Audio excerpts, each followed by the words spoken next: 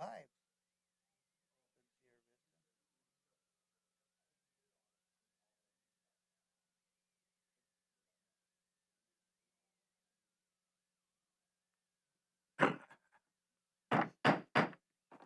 Good evening, everybody, and welcome to the March 30th City Council Work Session.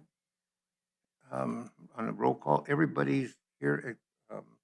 Councilman Brad Hempel, he is excused. So we'll just go ahead and we'll move into our work session. Troy, if you would like to. Mayor and Council, this is Troy Bingham, your Finance Director. So this is a continuation of a meeting we started 2 weeks ago on CIP and went for 3 hours and got most of the way done. We just have to get through our utility funds. So we're here tonight to talk more about utilities, and I can go over the changes we went through last time. Last week on Monday, I spoke of the addition to the park budget and how that was going to affect the CIP. So I just wanted to give you kind of an update of what I figured out today. So let me pull up this. So last time I gave you a sheet that looked somewhat similar to this. I've added a lot of new lines, but this is kind of showing how we would fund the CIP, how it's in balance. So I do have audited financials. We did sign off today on the audit. So I think he's coming on April 6th to give you the 2025 audit. So that's when we can fit into his calendar. It'll probably be over the phone, but there's a lot to talk about there. We can go through the findings of the budget or the audit, but we do have final numbers now. So I did update the unassigned unrestricted fund balance. So that these are the actual numbers coming out of the 2025 audit at the very top. Those are the same numbers you see for restricted. That's our self-restriction. It's not required by law. We restrict 50% of our ongoing expense budget and current year debt service into our fund balance. So those two numbers are still the same. So if you were just looking at the end of 2025, we have $14.3 million in the general fund, $5.2 million in streets, and $4 million in landfill, $647,000 in sanitation, 8.9 in water, 7.7 million in sewer, $2 million in gas, and $9.2 million in electric. But in order to fund the CIP, you have to think 5 years out. So I took those 2025 ending balances, looked at what our budget was for 2026 that we're currently in to try to show you how we were going to affect that fund balance. So that's line 15 there. And then I projected out for the next 15 years, or next 5 years, the minimum amount I would need in order to fund the CIP. So as you can see for the general fund, all we need to make sure is ongoing revenues. Typically, we have about $2.6 to $3 million. All we need to make sure we have is $536,000 to still stay compliant with our self-restriction. So that's pretty doable. It's not the end of the world. It would be nice as we talk about projects in the general fund to figure out what our priorities are, what we want to show. Putting stuff in the CIP is sometimes helpful, especially for grant funding, to show that you're willing to do it. That shows people that are giving out grants that you're willing to do it, so they're willing to fund it. So having things in the CIP is helpful, but sometimes it's hard to balance for really, really big projects. Outside of that, I think electric is my one and only fund that we're still trying to save up for a substation in 2031. So $13 million doesn't really get there, but I have introduced the idea of debt for that in that. So with that in mind, you have a fully balanced, what you would call a balanced CIP, meaning that we can afford everything in here. Again, our goal tonight is just to find out, you guys represent the community. What does the community want? What are we missing in this document? What should we take out of this document? It's so offensive. We should just take it out of there completely. Or what should we modify? When should we do it? Maybe the timing's wrong on it. So those are the things that we kind of talked about last time. Let me pull up the presentation. It's there. The presentation's right here. Oh, didn't pull it up. It tried. Got a lot of tabs open. I guess I closed it. Now I'll try again then. There it is. All right, so like I talked about, it's a fully funded CIP. We have all of our information. Public safety is in here, all the way down to our electric department. So we modified a few things based on new information, and that continues to change. Nothing tonight that we're doing and voting on, or we're not really voting. We're just giving recommendations for that final budget. So what's it going to take to get a yes from you individuals on a final budget? So we want to make sure that the budget includes everything we can, but if it doesn't need to include something, let's take it out. So with that in mind, I wanted to go through this. This has changed a little bit. We did push out some of the funding, like for the field house, to 2031. So the debt is now grown in 2031, but it's still approximately the same debt. $46 million in grant funding, $86 million in debt over the 5-year CIP. And the first year budget, we did modify that a little bit because we dropped a few projects, but it's still $56.8 million and 71 projects that we have to get done in 1 year. So that's on Jay Selkins, our city engineer. I keep saying the number just so he knows. So this has changed a little bit. We did change this. As you can see, half the stuff we do in the city is related to utilities and half the stuff we do is related to general government. And as you look at just the 2027 budget, we're highly involved with just utilities. So we're doing a lot in the near future for utilities. So tonight's presentations will be important. This work session, right? Yeah, it's a work session. I'm sorry. Jim. With these numbers, I think it was last week, the week before, when we were talking about some of our CIP stuff, we pushed it out a little bit, but not a couple of the $100,000 things that we left in there for looking into it, studying it, or whatever. Correct. I didn't know if some of them were going to need to get pushed out also. So, like I said, I can fully fund the plan right now as it stands, but if it's not in the timing is wrong, we can go over it again tonight. I'll briefly show you the changes that we made last time. I've highlighted them in yellow on here. We can talk about that. If there's just something that now that I've told you, it's offensive, we need to take it out, let's take it out. So if there's something we need to add, we've talked about adding a few things. We didn't get those because those take development of a budget and things like that. So that's going to take a little bit more time. But for all the movement and the deletions, we've done all that. So with that, I can go through the changes and then you tell me if I hit them all, right, from last time. I had to go listen to this meeting one more time just to make sure that I heard everything. So I think on one of them, I still have a question on what your intent was there, but we can cover that as we get there. So. Okay, as long as you go nice and easy. I'll go nice and easy. So as you can see, the only change we made on this, well, 2 changes, is the library annex. We talked about pushing that out to 2028. Our library director said that still would be fine, but it is heavily grant funded. So she's worried that as we continue to push it out, we're going to lose these grant opportunities. So sooner or later we need to do it. But again, this is in conflict with a potential fire station site. So we want to just keep it out of 2027 until that fire station decision is made. So it's not dead. It's just got moved out to 2028. Still the $280,000 of mostly grant funded. There is a little bit of city participation to do stuff at the library annex that's located at the library annex. And I didn't, and the director's not here. I had about all 3 of them get pushed out: the library annex, the police impound, and the rec facility field house. Because we don't have much cooperation with the library, and it's one of our biggest. So the only thing we're keeping in this current year is the $40,000 on the mural. Do we still want to do the mural, or do you want to push that? I myself went for the mural. So we're for the mural. We want to get it done. The only reason she's carrying it over is she doesn't know if she's going to be done on July 1st. So this is just in the potential that the artist doesn't start until July. We have the funds to pay him. But yeah, if the mural, like you said, I'm with you 100%, Vice Mayor, that we don't have any cooperation on the library yet. So do we want to keep adding to the library before we have that cooperation, or do we want to hold off? We could be holding off till we're blue in the face and we'll never get that cooperation. We have a lot going on at the library. It's one of my favorite things. The more we add to it, the more we have to, it costs us. And So I don't know if you saw her picture. There was a really cool picture that she came up with in AI. It looks like books on the side. I thought it was really cool. I'd never seen that before in my life. I guess they do that in inner city, but a year out, we can still think about it next year also. right now she has the green light to go find an artist, do the work. So if you don't want that this is the chance to put the green lights on it. That you're right, the cooperation is not there. We could wait till 2028, but we don't know. We could keep waiting forever and not get cooperation. I'm good with the mural. You're good with the mural, Yes, but sir. 2028 for the library annex. Let's let the fire station make its decision. We're still good with that. You did point out my other change, the field house. Things are changing, even in the last week. Sorry.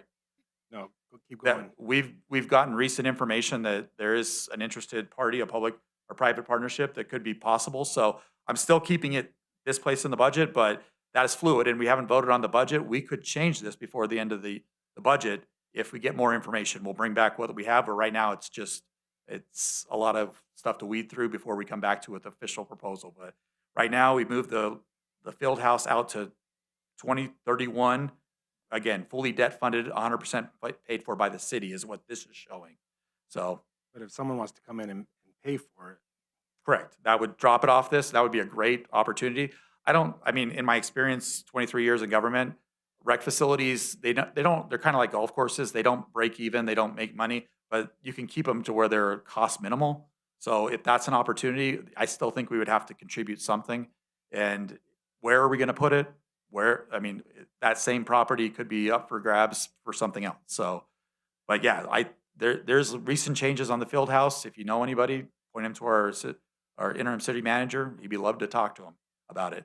So there is companies out there that do run these things. There's private sector companies, but again, I think they always ask for some sort of local sponsorship. I think getting that bridge and that road in there, and the so idea you're we're already gonna pointing get where to it's the at, huh? highway is gonna help that too. Okay. Are So those changes you can share with the entire council, since some know and some don't? I don't know the specifics and we don't want to talk publicly about an unmade agreement. So right now, I just say that it's in the works, but I can just share briefly. So your Public Works Director, Lance Henry, and I had a meeting on Friday, so it is very, very new. It's not something I should probably share on public record yet because it's still developing, but once we have more information, we'll be happy to share it. but With all we're of working on it for you. So just know that. And then having it in the budget, this is a good thing that people can see it. They can call us, they can ask about it. Hey, I see you have a field house in 2031. We'd love to partner with you. Okay, we Good. can talk. So keeping things in the CIP is still a good thing. So is there any other changes? I guess the focus that we still have right now is the court remodel. All we're looking for is a better number for what it would cost to remodel the municipal court and not the whole thing. There's a new part of the courthouse. It's just fine. It's the old part. It's the 1950s part. We need to look at what our options are and what that could cost. We're going into contract negotiations with Thatcher and Pima in 2028. So it'd be nice to know this number so that we can talk about that. I don't believe they have any intentions of breaking up with us and going somewhere else. So it'd be helpful to help them understand that the building costs money to maintain and operate. So this would be a 30-year commitment to be together we're one of the few courts, if I understand right, in talking with some of the court auditors, that not a lot of people in the state share municipal court. So we're definitely one of those localities that share. And so we're unique and hopefully we'll continue to be unique and we'll continue to offer a facility that operates. So I'd like to know a number, but if you say municipal court is nowhere, that's not our biggest problems, let's push it out. This is our chance to push it. I've been getting a lot of requests on the municipal building, on the admin building, to at least know a price. If anyone's interested, we could move that up a year into 2027, where we could actually start figuring out what a price would be on an admin facility. We have renderings from 2016, but nothing current. And so knowing that number will really help what we're gonna be borrowing for. Again, not till 2028, so I have time, but the sooner we can, if the admin building is serious, we might wanna move that up. But right now, it's planned for 2028 in the budget. I don't know all the numbers because we still don't know the impact of what was decided on healthcare last week and what the full impact of that's going to be. And also, when we move into raises and things like that, what that impact's going to be. If after that night, I kind of backed up on a few things. If I get into debt, I want to make sure that water comes first. And fire station, I'm back to remodeling what we have and, things like that. But I still want to hear the other stuff.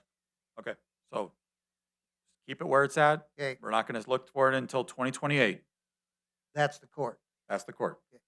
Or sorry, that's the admin building. The court is 2027. We're trying to get it's not a full like rendering of the building. It's kind of like what we did with the fire department. We spent a little bit of money to find out what our options were. So that's what we're kind of looking at for the municipal court. Look at the current setup. If there's more optimal use, should we remodel or should we just demolish and start over? That's the kind of deep, dark questions we need at the municipal court. We're going to demolish. Let's not put all that IT stuff coming up going in there. We're building a brand new communication thing for them. And again, I don't know where we're at on that. We can talk about that. I would like to see it, see that moved up to a year myself, You're talking the admin building? yes. Anyone think- else? I mean, Troy, I'm curious, for these projects that we're just getting plans for, how long are those plans good for? Because if we pay for just the plan now and then decide to push the project out further, are the plans going to be good when we're ready to do the project? I think even with the fire department, we're 2, 3, 4 years. I mean, I've seen municipalities pick up 5-year-old plans and dust them off and tweak them a little bit to current codes. So I would think a 5-year useful life of a plan, that's kind of pushing it. But really 1, 2, 3 years, you would get enough information to say, yeah, we can still do this. Prices are always changing. So Right. that's the problem, is we're really trying to get a good price, and what's that good price for? So knowing right now that, hey, we're not going to build an admin building until 2031, that would be helpful. We could still go get a number, but it would be a 2031 number. Give me a number if I do it 5 years from now. Mhm. So yeah, all And I think that's that's a timing. good point. As we're creating these plans, we do have some of them that we're saying, yeah, we want the plans now, but we may not start that project till a couple of years. And so I think it's important that, as we're getting these plans, we are very transparent about that, so that, we can take that into consideration. Same thing with, we had the park where, that project's been going on for a very long time. And so the original plans, I'm sure, showed a budget number that was probably fairly close to that year if we would have had it ready to go, shovel ready, and done it that year. Whereas now we're a couple years out. And so, of course, it costs more.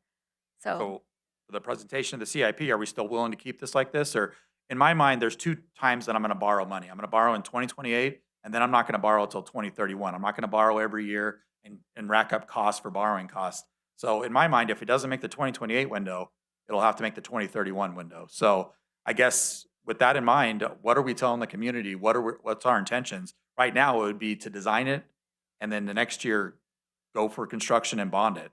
But if that's not our intentions, and really, can we make that decision right now? Is it, there's not enough information? It just barely showed up in a CIP a month ago. So what can we do? What's your intentions? I mean, it's really your feeling. Should we build an admin building soon, or should we wait?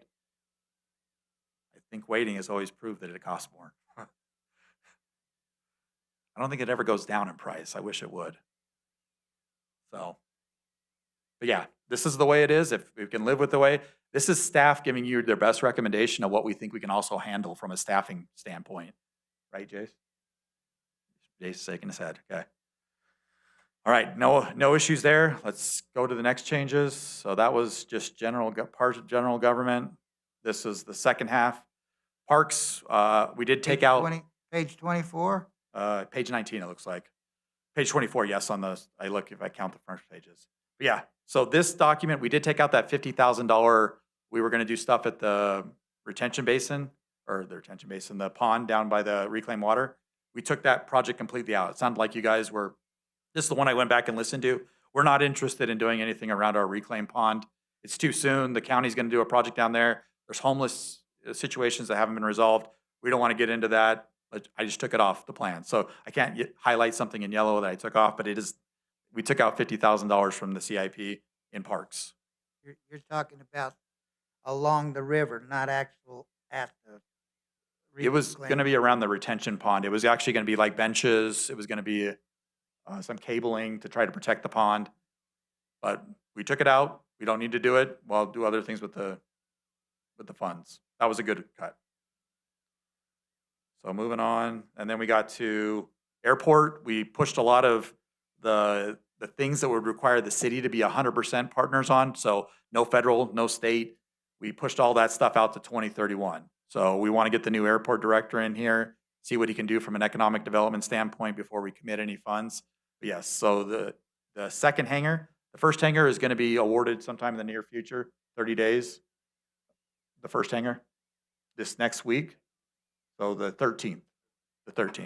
So that's hangar number 1 for PHI. We don't have a buyer for hangar number 2. We talked about sometimes building it before they come is easier to sell than the theory of a building, but we pushed all that out to 2031. It would be debt funded, so it would make that second round. But let's see what the new airport director does when he comes in, see if he's got this potential.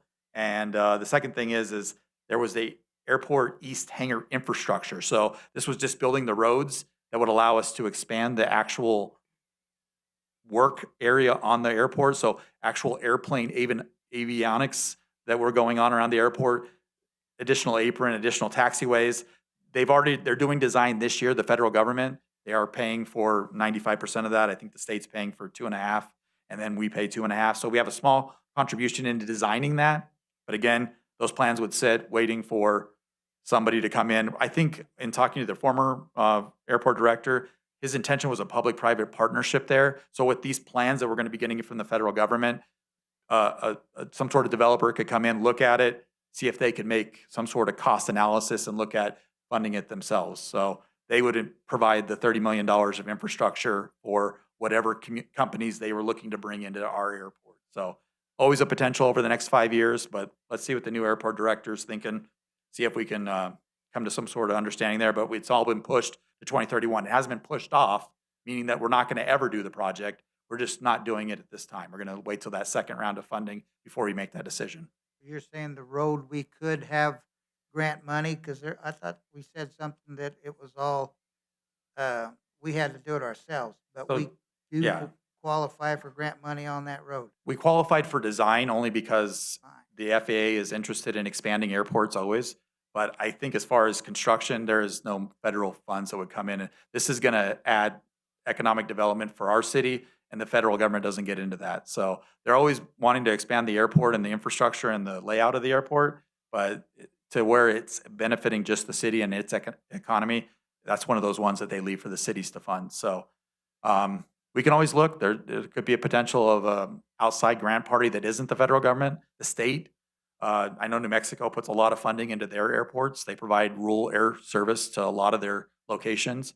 And so maybe the state of Arizona, we do have a lobbyist looking at those options for us. We did join a consortium that is fighting for us at the state. So maybe this could come from state funding rather than federal funding. So there's always potential. So we can still work on the industrial park layout? Yeah, that's road? across the street, non-aviation. He's still got his $100,000 in a year, AP 2501. That's to do those roads. So for the non-airport specific stuff, yes, we do have money for that. We can grade and chip seal and lay it out in-house. Correct. The too. $100,000 was keeping it pretty simple on our side. Does this look like what we expected for the airport? Again, we don't know if Hangar 2 is going to be, or Hangar 1 is going to be done by the June 30th deadline. So we did carry over a massive, I think, all of that project, anticipating that it would be done after July.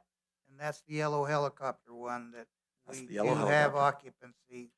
We have a signed lease agreement, if I understand right, or a potential to sign lease agreement. So, We have a signed lease agreement.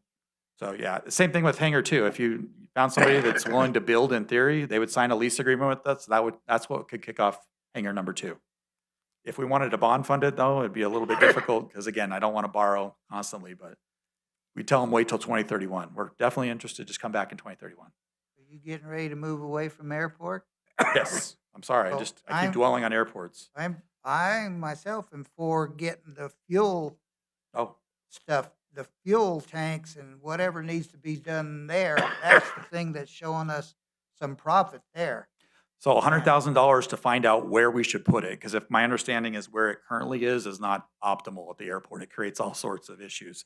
So this $100,000 that we have in design is just to find out where should we put it for the plan for the future. With looking at that new master plan that we did for the airport, where should this fuel island go, and how big should it be? Should we build it just the size that we have right now, or should we anticipate, if we're going to borrow for it, should we anticipate 10, 15, 20 years? What's the airport going to be doing? What kind of planes can land at the airport? What kind of fuel could we take? If you looked at the master plan, I mean, there's a lot of big aviation that could take a lot of fuel, and we currently don't supply that amount of fuel. That would require us to fill up our tanks like every day in order to get those planes. So a bigger system, again, they'll give us the options, tell us what we can do for $900,000, but that is currently in the plan for 27 with construction in 28. Yeah, because I think we do need some tanks because living out of that truck is a little rough. And those tanks are old, from my understanding. They're definitely past their useful life. We just took them over after we gave them away, but we gave them away, then took them back over again. But yeah, they're older tanks. The infrastructure has been repaired on them, but again, it's just old stuff trying to keep it up. It's it's showing its age. So, I was leaning to the tanks more than ahead of the terminal, so. yeah, the terminal is still on there from a grant perspective. Again, we signed a congressional support letter. So hopefully, if that goes through, we do have the budget available in 2027. But again, that's grant funded. It's not affecting our general fund requirements. So grant funded projects are, you can keep them on the plan where they're at. It really doesn't really matter, but it does show your intent and the community's intent of when you plan on or think you're going to actually move forward with construction. I guess I came back to airport one more time. Any more questions on airport before we go on to the last and final? So our one last change is in fire. Patrick took my word very literally and wanted to get started on that fire station with construction in 2027. I think realistically, we can probably get to architectural renderings and full cost designs in 2027. So we did move $4 million of that construction budget into 2028. So our intent is to find, first of all, a place, and then second of all, let's get architectural renderings so we can know exactly what the cost is going to be for that place. So then we can borrow for exactly what we need to and make sure that we have enough. So that has changed. That did help our numbers. That pushed $4 million out of 2027 and into 2028. So outside of that, the golf course was a big question. I know we talk about master plans. Half of us love them, half of us hate them. From a finance director standpoint, and I think the assistant city manager and interim city manager, I mean, there's just a lot of questions at the golf course. What should we do next? We've done a lot of great things. We've added later service for dining, which I think has really paid off. It's provided another source of revenue. We're adding a driving range out there, but like, what do we do with the cart barns? They've been around since the 50s. It's been a cultural icon here. Should we I mean, they don't make cart barns anymore. They're hard to find. No one really does them. Are they part of what our golf course provides to our citizens? So the building itself is from the 1950s. I mean, the kitchen is small. The area is loud. I mean, there's a lot of things that we could talk about at the golf course that this $100,000 needs to answer those questions of what should we do next? If we're going to do stuff at the golf course, I think people have been very appreciative of what's gone on at the golf course. I think the grass is greener. The equipment's newer. We're putting together a budget based on an actual life out at the golf course. It's going to cost more, but golf courses are never a break even. They don't make money. They're definitely a service that most communities end up having to pay for. It's just how much. So we're bringing you a budget this year based on real reality, trying to say what we're also changing up things. Their equipment is really, really old, so we're trying to come up with a vehicle replacement plan for them. They have $1 million in equipment that just sits out in the sun and rots. So one of the things the master plan should answer is, should we probably cover up our equipment so we can make it last? Because I mean, we're talking 5-year useful lives on most of this stuff. Even with it sitting out in the sun, it gets even less. So spending $1 million on equipment and just letting it sit in the sun and bake and get destroyed, it doesn't help. So these are the kind of things that I think the $100,000 could answer for us. What's important? What should we do next? As a council, I hope you weigh in on that discussion, that I think we should do this. I think we should do that. I think this is a great opportunity to get this all in writing that says, here's the plan that we're doing for the next 5 years. Here's what the community should get behind. But we don't know what that plan looks like until we draw it up. So any discussion about that? I know we love master plans. We never met a consultant we didn't like. Okay, I'm keeping it the way it's at. So again, I do think we're gaining momentum on there. We're not building another 18 holes. no, we're not. But- If anyone thinks we're adding holes, no, that's not happening. We're just No, asking, no, where no. should things be at the golf course? What do we currently have? And then we might even talk about less services, like maybe we don't have cart barns. Well, what does that mean? That means that we have to offer more carts so that people can actually get what they need at the golf course. Not everybody can walk around 18 holes. So sometimes we don't have enough carts. We did add to the supply this year. So these are all the things that a master plan that we got to ask these type of questions and get it in writing and say, we thought about this and we're ready for it for the next 5 years. Not just making rash decisions. It was a group of volunteers that built that golf course. I think that we can gather up some more volunteers again and get an idea of where we can get some help out there to do it. Like, I don't see a sprinkler system, if we work on it ourselves like they did in the past, it ain't $5 million. I think the cost there is your effluent infrastructure. We don't really have an effluent infrastructure right now that can feed the golf courses like it needs to be, and then your ponds lose both evaporation and seepage. So those are the kind of things that we need to talk about, is the effluent system up to par to really water your golf course. Those are the kind of things that we need to answer and know how that's all gonna work out together. Oh, yeah. $5.2 million, I think it was 4.1 when it was done. I mean, we got a pretty good estimate 3 years ago. So again, 5.2, but I'd like to see the city do a lot more there to make our effluent infrastructure possible for even EAC to one day join.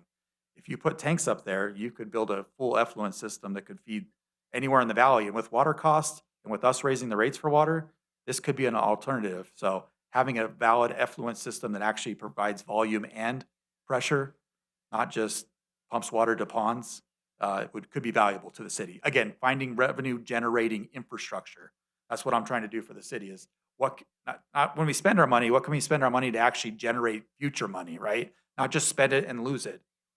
And sometimes we're going to spend it and make bad decisions. That always happens in government, right? It's inefficient, it's bureaucracies, but I am hoping that we could spend it and build infrastructure that can generate some sort of revenue, especially for our wastewater treatment plant that was, I mean, we built it back in 2003 and we haven't really used it to its full potential. We have all this plant and know where to go. So let's take advantage of it. And water's becoming more and more elusive. So definitely investing in water is our future. So, and you're going to hear about that tonight when Morgan gets up here and talks for 2 hours. So, all right. Any other discussions here? That's, we did go through streets. I don't, As you go forward, though, the effluent water is value. It does have value. So we gotta sell it, trade it, whatever we gotta do. We gotta put a price on it somewhere down the line. And then two, Mr. Morgan's gonna end up getting us more water from Fry Mesa. No, he's not. Mother Nature is. again, another infrastructure that we haven't really developed. I mean, Fry Mesa is valuable, non-potable water, Mhm. and it just goes down the stream and disappears to either evaporation, or we use it to water the golf course to what we can. But again, maybe our plan for the irrigation isn't just the irrigation itself, it's trying to value engineer Fry Mesa to where it can give us the most amount of water possible. So, all right, moving on. Internal service funds, we kind of talked about. The meter project is an ongoing, it'll be in our CIP for the rest of our lives. Hopefully, if we do it right, we should always be replacing meters so that we don't get to the point where we're at right now, where we have failed meters and we're doing estimates and we're trying to figure out on a monthly basis who owes us for water. So the metering system is how we bill people, so I'd like to keep that working and constructive. The wire reel storage structure for our warehouse, again, we'd like to store our wire reels under some sort of cover. The sun in Arizona just eats and beats everything up to pieces. So getting our wire reel out of the sun where the wire will be around forever, but the reel itself is what rots. So we want to keep some sort of protection and provide more, I guess, variety to Mike. We have a lot of different varieties in the air, so Mike needs to have a lot of different reels. So we need to have a structure that can provide everything that we have in the air, right? And right now we store that either in the warehouse to the best of our ability or outside the warehouse, and it just isn't lasting. So we think for $110,000 we can create something that hasn't been created anywhere. It's unique. We're basically gonna figure this out from scratch. We know what a cover looks like. We just don't know what a wire cover over a reel rack looks like. So Jace is all excited to come up with this. He's gonna brand it and copyright it, I'm sure. All right, information technology, again, we'll have more discussions. It's usually in a closed session, not to discuss our IT infrastructure, but there is an audit that went on. There's some things that need to be addressed. A lot of this CIP does not address that yet, but it's in the 5-year CIP. There's a few things. I think the city hall security is one of the things that our auditor pointed out. We should know who's coming and going in the building and have logs. So if there was some sort of attack, we can at least identify how it happened. So $40,000 we think could be the backbone of a overall security infrastructure for the city. We could know at all of our buildings once we start this. This can add on, and you'll hear our project tonight. I think Morgan is talking about security at our wastewater treatment plant. That would be piggybacking on top of this project. So if you don't do this project, Morgan can't do his project. So, and then there's your core AV upgrade. Again, we should probably have conversations with Thatcher and Pima. Should we do this now? The judge has been asking for this. I think we're required. There was some sort of mandate that came down that needed to get done. I think we're behind that already. But yeah, this is money that we get from every ticket. We get $3 for every ticket that we issue that goes through the municipal court. This money we set aside, it's called JSIF funds. So our $20,000 is just spending those money that was restricted for that purpose anyway. The $3 is for court upgrade. So we would be spending that money, but it would be silly to spend it. But it will go into the part of the building that we're not going to remodel. So I think we're safe because it's going to be in the courtroom, and we're not planning on, the courtroom is pretty new. So if we did it and we kept it in the courtroom, I don't think we'd be on top of ourselves. So I've talked myself through my own solution as we stood up here. So I think we're safe, Vice Mayor. I think it improves the judge being able to look at the people from the jailhouse. There's even people that she deals with that might be out of town, That's and really, that yeah. help, she can run court with somebody out of town, and that speeds up some of her and helps her turn over some of the books and stuff. So I think it helps the judge quite a bit to be able to do that. So yeah, this is just spending money that we should already be spending to upgrade the courthouse. It's too bad we don't collect enough to actually remodel the courthouse, but it will take care of that for us. And Thatcher's actually the lead on this project. They staff the building, so they're taking the lead on this. They have JSIF funds themselves along with PIMA. So they're gathering all that up and trying to get this as a joint venture. But we'll keep in mind that, hey, we are talking about remodeling half the building, so try to keep away from the remodel part. So I think it's very possible. All right, we did get through there. Let's get to Wait, streets. Boy, you fast. Well, we covered this on another night, so I don't want to, we spent 3 hours there, so I didn't want to go back around the same thing. Oh, I think I skipped my landfill. Okay, well, I think eventually we'll hit streets here, but we did talk about streets last time. That's a lot of the stuff that you guys asked for us to look into. I think potential on Relation and 14th Avenue. We're still looking at developing a CIP project. That's going to take some time. Again, if we add that, we'll let you know and where that fits into this whole thing. As you can see from my previous diagram, streets does have the funds to do that kind of stuff. We can usually do a project once every 3 to 4 years. So this might be one of our major projects if we take on a street light there. So with that in mind, landfill.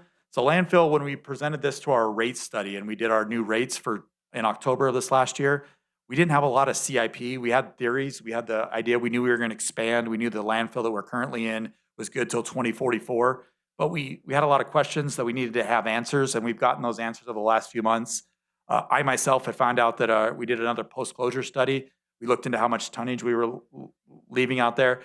I think we're going to go past 2044. We're going to go to 47 now. So we're not filling up the landfill as quickly as possible. Our consultant is bringing information as far as how we should pack the landfill better so that we can take more efficient use of the space. So we are finding out, and we're saving a lot of money in the financials. So the landfill is looking great. And so when we started talking about the expansion and we started asking ourselves deep dark questions about redundancy at the landfill, we have one scale house. We have scales that are 17 years old, I think, when I got here. So now they're 19 years old. That's our one point of entry. That's how we collect money at the landfill, is by those scales working. So one of the things we introduced was the idea of a second landfill scale house. And when we operate this completely new extension, this would be a redundant scale to the scale house we currently have, but it would also serve for just additional capacity if the new landfill took up more cars, more traffic coming in and out of the landfill. And again, we put that on 2031. We don't need to build this landfill expansion tomorrow. We have years, 15, 20 years to plan for this, but we wanted to start talking about redundancy at the scale house so that if our scales do go down, that we do have a way of, hey, go over to these scales, way in there, way out on this other scale. So having a redundant scale that's a little bit more modern than 17 years old could be a benefit to the city. So $500,000 in 2031. Again, we'll refine that as we go through the CIP about what that would really cost. We also added a shade structure. We have very, very expensive equipment. And again, like the golf course, it gets parked out in the sun with the caustic environment of the landfill, it just leads to this equipment deteriorating quickly. Our compactor, we're learning that the useful life is probably about 7 years. And so we would like the compactor to last longer than that. Most likely the shade's not going to help, but it doesn't hurt. So we are talking about some sort of shade structure out there so that we can start protecting the equipment. When we spend $4 million, I think is the total amount of equipment we have out there, we want to see if we can make it last. It's also when the mechanic, we pay for Caterpillar to come out and work on this stuff. it'd be nice if they could work under some sort of cover, right? If we make it a horrible place to make you work on top of the landfill, because that's usually where it broke down, and fix it right there in the pile. And so if we could just have a place, again, dirt floor, it's really for the shade, it's to keep it out of the weather. It's just an idea that we had out there for a shade structure. Again, 2031, nothing really big. We'll continue to look at that. Drainage spillways have always been in our CIP for the landfill. So we continue to have to add spillways off the top so we don't have erosion going down the side of the landfill. And then the expansion, we did get better numbers, but again, these are always evolving. We think it's $305,000 to continue to look into the expansion, which again, we wouldn't really take up until the 2040s.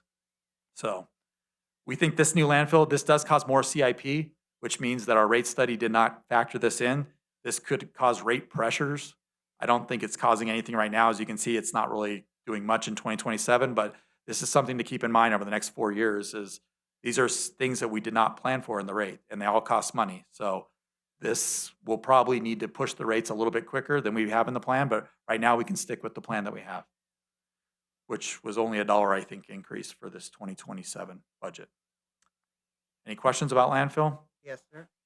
So we're going further out now because we're building up, and that helped us in the long run.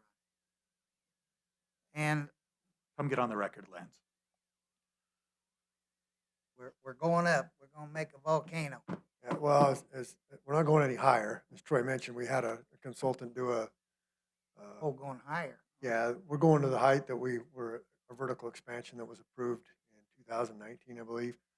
But our compaction level is better than what we suspected. So we're getting better compaction, we're getting more trash in there. So what they came back with was this, I think it was April of 2047 is what we're expecting to be full now instead of 2044. So we're still going to have to expand. We're still going to have the new landfill. It just might be pushed out a little bit longer than normal. So we're looking at getting the design done for get the ground purchased. We're really close to getting that BLM ground purchased.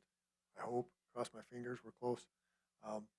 Once we get that purchased, then we can start getting our design done to where this consultant can design it to, there's 4 phases of design. The 4th phase would be our final construction plans, but we can get it to phase 3 where we can go in there, start rough grading, taking some of the fill material off of that ground, using that for our daily cover and prepping for their final design for the new landfill. That was going to be my other question, Mr. Henry. We still are going forward with the purchase of the land. Yes, and that's a minimal purchase. I think it's like $5,000 for 280 acres. It's very cheap, $10 an acre or something like that, but it has to be used for a landfill. So Okay. we're close on that. All righty. Thank you, sir. This is the second time in my career I've had to be somewhere around associated with the landfill. I think we do a really great job for what we do. I mean, we're definitely efficient at what we do. So good job, Lance. Any more questions on landfill? Okay, moving on. There's what your spillways look like. There's what a tractor looks like on the landfill. There's some AI drawings. All right. Water, I'll let Morgan talk so I can take a break.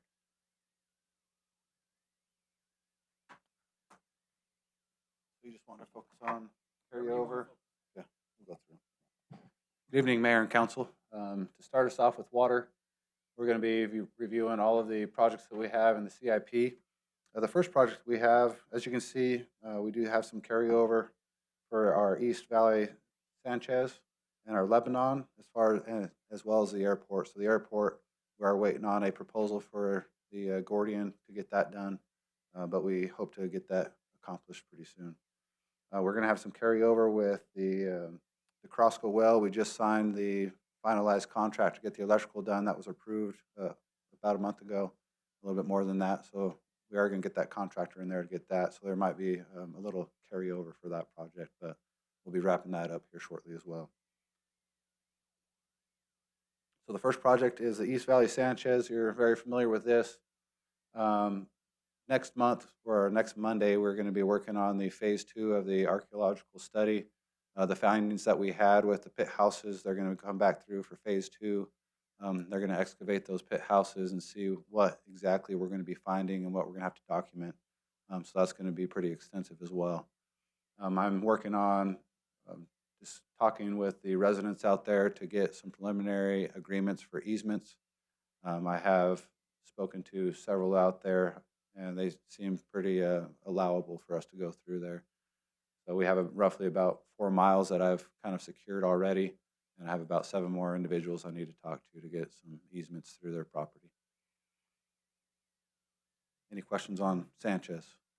I have a little question, and I think I've mentioned it to you, Mr. Lowe. We, to have a pocket, have some money set aside to act on land acquisition as we go through, because I remember some of the others, we got the pumps, but then we also needed to purchase easements through there in different properties. We sold the land again, but do we have a pocket to where we can act, kind of like what Jamie came up with the other night, that wanted some money to be able to move on properties if it showed up. Do we have a pocket like that in case we want to move on something? So we kind of do. So we have about $100,000 set aside each year in our supplies budget for water exploration. It used to be a CIP ongoing. We identified that to be part of the maintenance. So we do have 100,000 every year. We're currently testing one well right now. We've tested several wells in the past couple of years. One of the wells that we're testing right now is on Sanchez Road. My hopes is that if it's a good quality well, then we can start discussing cost and a plan for it in this Sanchez project that we have coming, to where we would just install a T to where if we do acquire that well, we can just plumb it right into this new line coming in. There's a couple more wells that we want to look at that we could use that 100,000 to do the testing. As far as enough money to acquire land, you'd want to buy that well first in order to get that land, but that's gonna, I would believe, cost more than 100,000 when you're talking water. So I think it's inadequate at this time to acquire a well and land, but it does allow us for preliminary testing, make sure what it's able to yield, the water quality, several items like that to get to the point of we need to budget this for this well. I just wish we was rich. And keep in mind, we always have contingency. We always put a contingency budget together for the CIP. So if there was some sort of advantageous water purchase, and again, Jamie's project could identify that as, you could call it tax lien property possibly, or Morgan could identify it that he's done the testing at the well and he's ready to go. We could, in the current year or whatever year we're in, budget that contingency and buy whatever we need to. So again, you'll see water's fund balance is adequate. And so whatever we strategically need to do, he's going to get to a project at the very end of this CIP that we brought up this year. Again, another master plan. But again, it's asking that question: where should we be looking for water?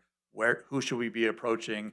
Where should the city make strategic purchases? All that could be answered in that $250,000 we're asking for in the CIP. Where should we be starting? So that's the start of an idea of acquiring land and wells in the future. But I'm up here to talk about the debt. So this is debt outside of bond funding. USDA gave us the agreement back in 2016 for this project, for this debt. So we have the $10 million of this project already signed and sealed and ready to deliver. I just have to have our municipal agent look into what our options are for issuing that debt. What we're worried about is this project has gone up in cost. It's about $3 million higher than what it was originally back in 2016. So there's a verbal agreement from USDA to give us additional loan. And because of the size of our city, we're around 10,000. They can still do that for us. But again, I don't have that secure in writing. That's just a verbal agreement from USDA that they would help us get to whatever it costs to get this project done.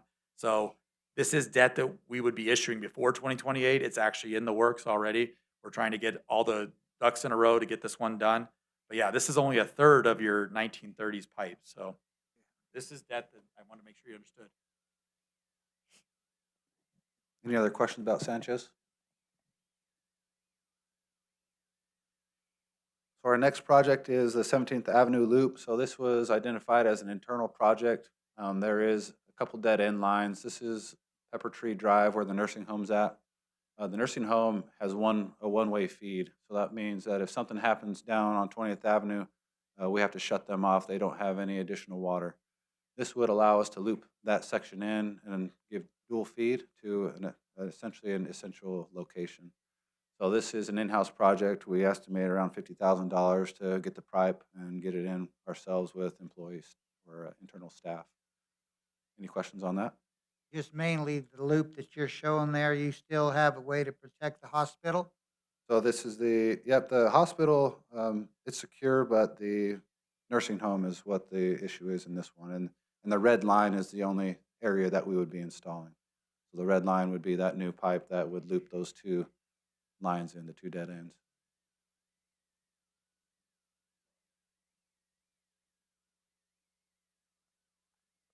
I get asked a lot. So this is another internal project. We were trying to get away from internally funding projects or internally doing. He's underneath the limit, so he definitely legally can do this project.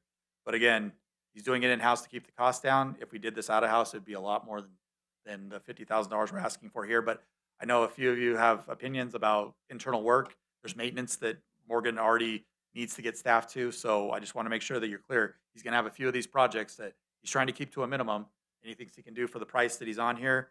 But these are internal projects that we were trying to move away from. Let the construction be done by somebody else. Let Morgan get back to maintenance. So if you're fine with that, just want to make sure you understood what he was saying there. He glasses over that he's in-house. I try to point it out. Do we know what that number is if it goes outside? We don't. We'd have to get a formal design done and submit it to some contractors, but yeah, it would be at least most likely double that. You'll see as I go through these CIPs, I really enjoy having us being able to do some in-house work to save at least some money where we can. So the in-house stuff that you're going to see me do is something that I feel that is capable of doing without jeopardizing the maintenance side of it. So you're going to see another couple projects in here that you'll see in-house. But keep in mind that I've already considered our workload, and I feel like they're small enough projects that we can handle them. I hope you consider the added equipment you're gonna need too, so we can be prepared for that. So we already have all the equipment that's necessary for these projects. So we have a lot of heavy equipment, and we used to do a lot of internal projects back in the day that just we haven't done recently. So we have a lot of the equipment that's needed. And this next project is south of town. This is the Thunderbird Valley and Thunderbird Hills location. So this water system was purchased by Rocky Lake, or I guess we were given it. So we didn't really have a choice, but the city of Safford has taken it over, and the material type that was used was very insignificant to what we use today. There's really thin wall PVC pipe, just questionable materials that were utilized. There's a lot of undersized mains, not a lot of fire protection in this area.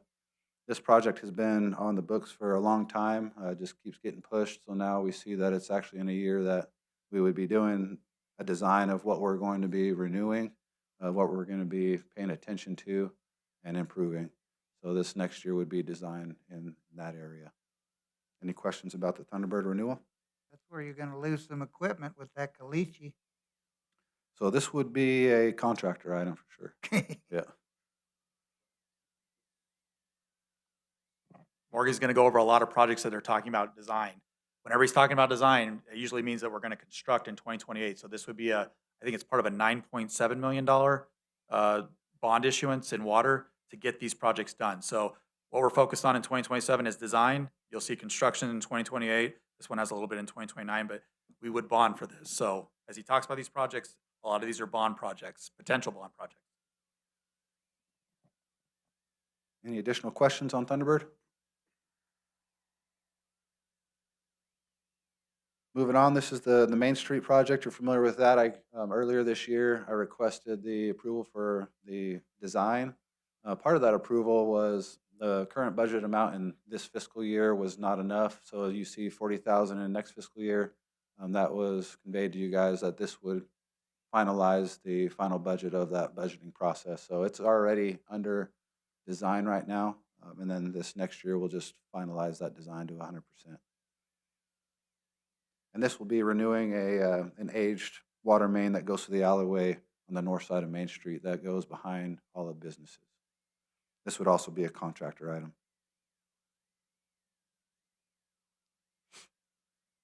East Lebanon, so there's gonna be carryover on that. So the complication between or with Lebanon is that it's tied financially to the same funds, USDA funds that Sanchez is using. We've received several different finish lines with USDA saying if you want to start construction on Lebanon, you have to get to this point. When we get to that point, it's another point. So now this point that we have to get to is those easements, the preliminary easements on Sanchez. They want to see us have those easements, at least just the signing, not the official document, but them saying, I intend to let you pass through. It doesn't have to be a formalized legal description. But so I'll be working on getting the last 7 that I need to get in order to get this one under construction. So we're hoping to get that one moving soon. So when you see that change order with the Lebanon where it said that there was delays, well, items like this come up where it's just unforeseen, where USDA or other items come up that we just don't see it coming up. We just have to work through it. Any questions on Lebanon?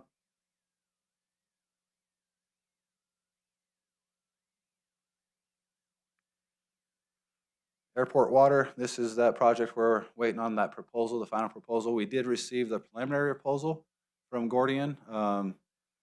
Internal staff went through that proposal. We saw a lot of items that could be adjusted, which would lower the cost. So we pushed it back with Gordian to the contractor who proposed for them to make those adjustments.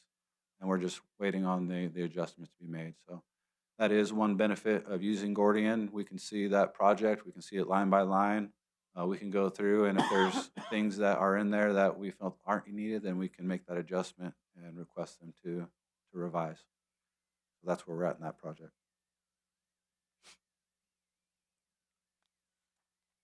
Any questions about airport before I move on?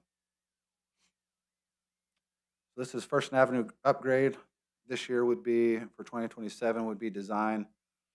So we already have an 80% design for this project. The town of Thatcher is going to be widening this road from Cox, which is the southern side of this project, to about 3/4 of the way up, somewhere in that location. So as they're widening and doing road improvements, we want to make sure that we get our water line in similar to 8th Street. So this would be in conjunction with that. We're going to go into design and get the final design for 2027 and then go into construction 2028. This is going to be a very challenging location. As you know, First Ave south of 8th Street is very narrow. We're going to see if we can make some equipment float in the air, but because I don't know if they want to close that road down. You have railroad too? We won't be crossing, actually there's a railroad crossing on the north side of 8th Street, so that'll all be part of that design, the final design. So we'll have to get a Railroad. permit at some point. Railroad and canal. Yeah, we have, as far as this entire project, we'll have 2 canals that we have to go through. But the canal company is usually pretty good to work with, their understanding. As long as we get in there and get out before it impacts their watering, they're usually pretty good. Any additional questions?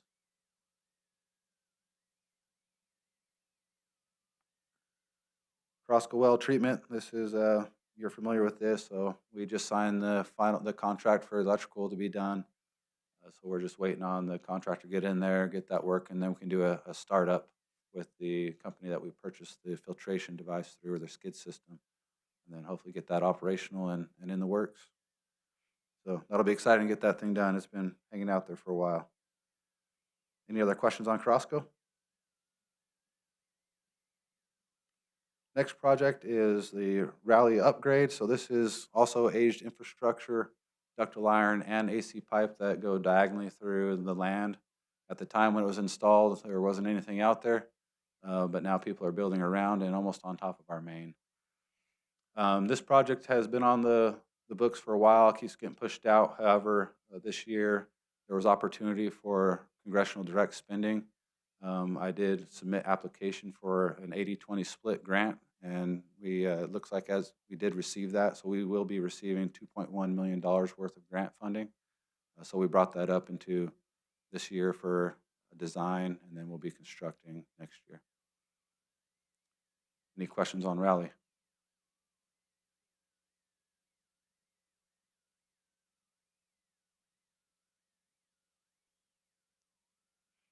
Hollywood, we anticipate this being, if not done, very close to being done by July. I think they think they're going to have the entire project pretty close to being wrapped up, including road, by July. So I anticipate this being completed and out of the way.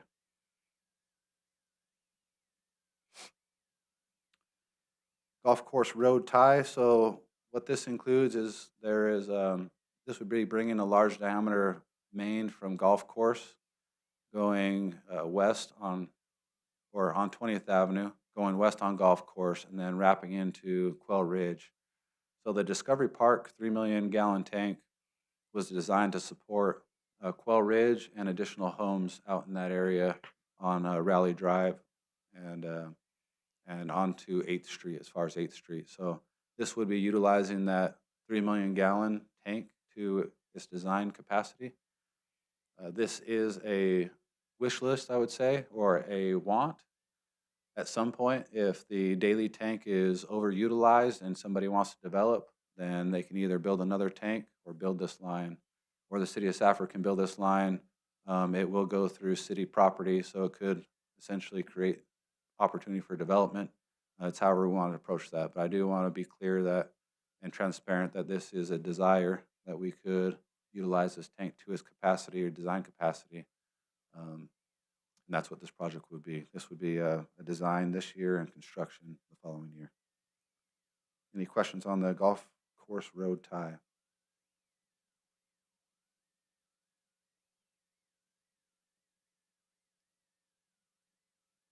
So the water division facility, so I want to be transparent again. This is another want, not a need.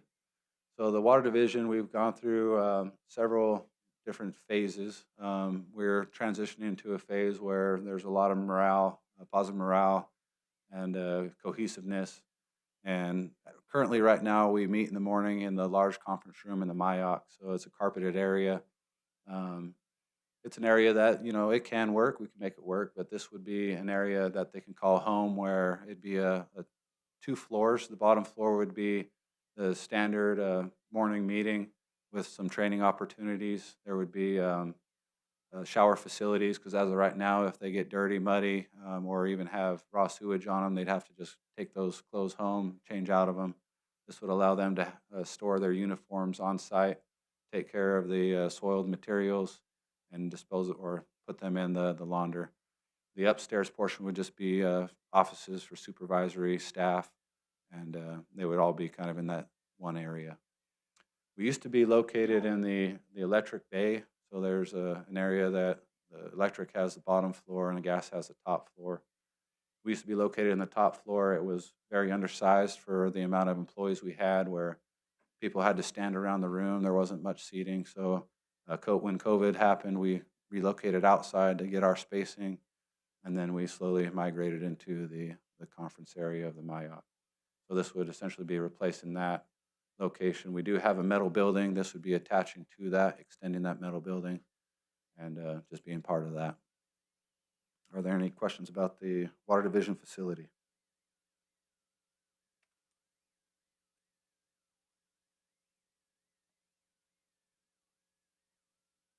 Next project is the booster pump upgrades. So what this would consist of is currently these booster pumps, they carry water from one elevation to a higher elevation to fill tanks. They're an on-off system. So they either turn on and pump a lot of water, and then they turn off when the tank's done. What I want to do is, for emergency purposes and sustainability, I'd like to refit these pumps with multi-stage pumps and variable frequency drives. What that would allow us to do is, if that tank ever had to come out of service, we can turn the variable frequency drives on, and then it would float off of pressure. So then we would still be pressurizing those mains. If somebody turned water on, then the pumps would ramp up to support that flow. So it would allow us to give emergency water. This would include the Mesa booster that feeds the Lebanon tank, the 14th Avenue booster that feeds the Discovery Park tank that also feeds the hospital, and then the Hillcrest that feeds north of the river. So those 3 locations is what I would be looking at transitioning into these new drives. Any questions about the booster pump upgrades?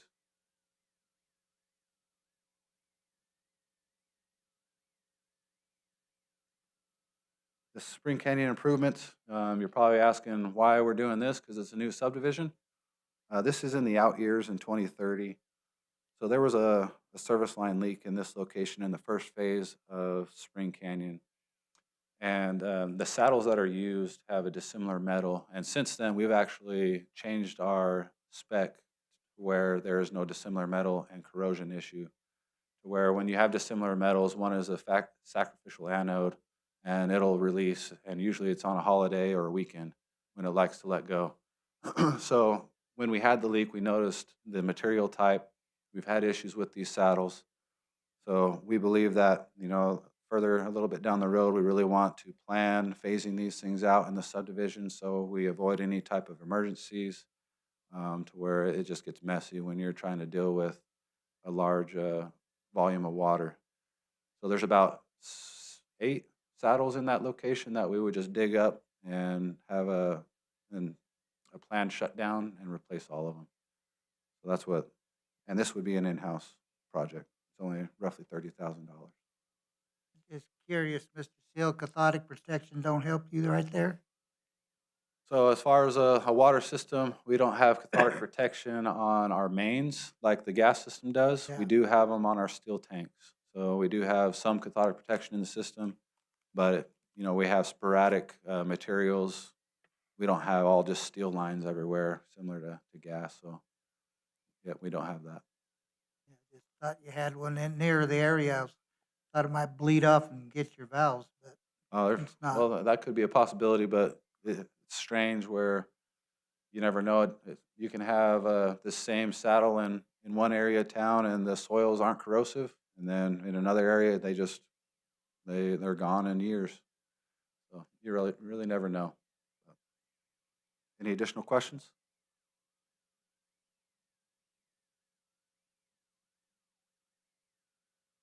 Eighth Avenue main replacement.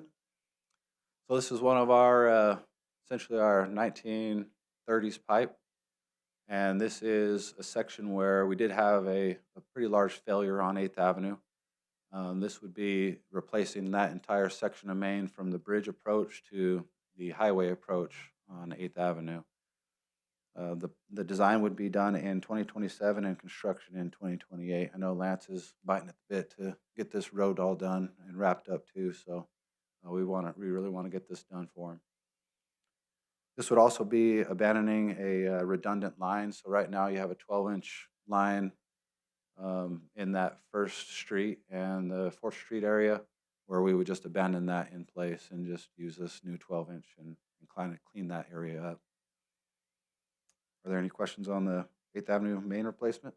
And you're looking to borrow on that project. I believe this would be part of that bonding.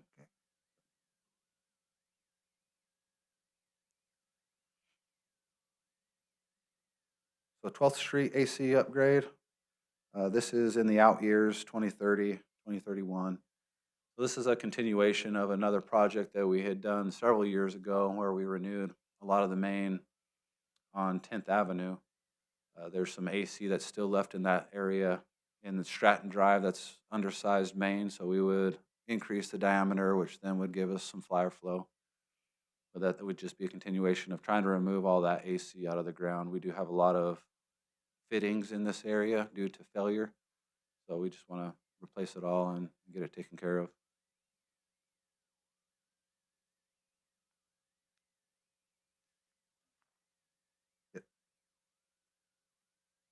So I just want to congratulate Morgan on this, as I've got here in the last 2 years. Like, Morgan has really used data from our GIS and CityWorks system to identify these projects. So he's gone through and said, where do we have failures a lot? And then right there, that last project was he's starting to identify the 1940s pipe. You always hear me talk about the 1930s. So Morgan has systematically gone through the GIS system and figured out where our oldest pipe is, and systematically has come up with a plan to get rid of it. We'll get to the 2050s, so post World War II, we might be ready for, but we're getting there. So he has a plan and he's using data to come up with it. So I just want to thank him for that. Thank you, Troy. So this is a continuation of the 8th Avenue project. You can see this is kind of in the out years as well, 2030, 2031. But this would be coming off of that new line that we install on 8th Avenue and kind of working our way to the east. There's a lot of redundancy in this area as well. We have 2 mains on one street in areas, and it's a nightmare trying to shut this thing down. There's not a lot of isolation. We have to shut entire blocks down, and it's very time consuming when there's issues out there. This would just be replacing all that and trying to just systematically work through the system and remove all this aged infrastructure. Yeah, this is the AC pipe. There is some cast iron in here as well. AC was typically used in the 1940s to 1980s when it started getting phased out. So again, you can see this is a continuation. This is the South Central Avenue. This is just design right now in 2031. So all I want to try to do is focus on design in one year, construction in the other. When you try to jam them in one year all together, it's very difficult to get something done. So this is just continuation of that project.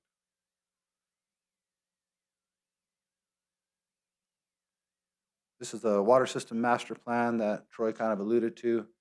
This would help us identify any type of inefficiencies that we do have in the system, maybe leaking, aging pipe. Also additional sources we could put in there where we want to know, identify a location south of town. Hey, is there a water source out here that we can drill? So this is what a master plan could do for us. We would write a scope of work of what we need them to focus on and then execute it so that we can then start throwing darts at a board with our eyes open instead of having a blindfold on. So that's sometimes what it feels like, is that we're just trying to guess, where these master plans are really insightful to help us identify where we need to go to look for other sources. Any questions on the water master plan? And we're good up Benite Creek for right now. We need anything up in there? Bonita Creek, that is definitely, that will be a challenge to do anything in there since it's with BLM, within BLM property. So I don't see any type of foreseeable future that has improvements. Our steel pipe that hangs on the wall is in excellent shape. We're planning on repainting the pipe just to keep it in good shape. It's doing well for us right now. But if we want to bring any more water from outside of Bonita or inside Bonita Creek to the city, it's going to almost take an act of Congress, in my opinion. There's going to be a lot of infrastructure that is needed, because at that point you need to pump water out, which is going to require a lot of electrical in there and pumps, and that would be a big task.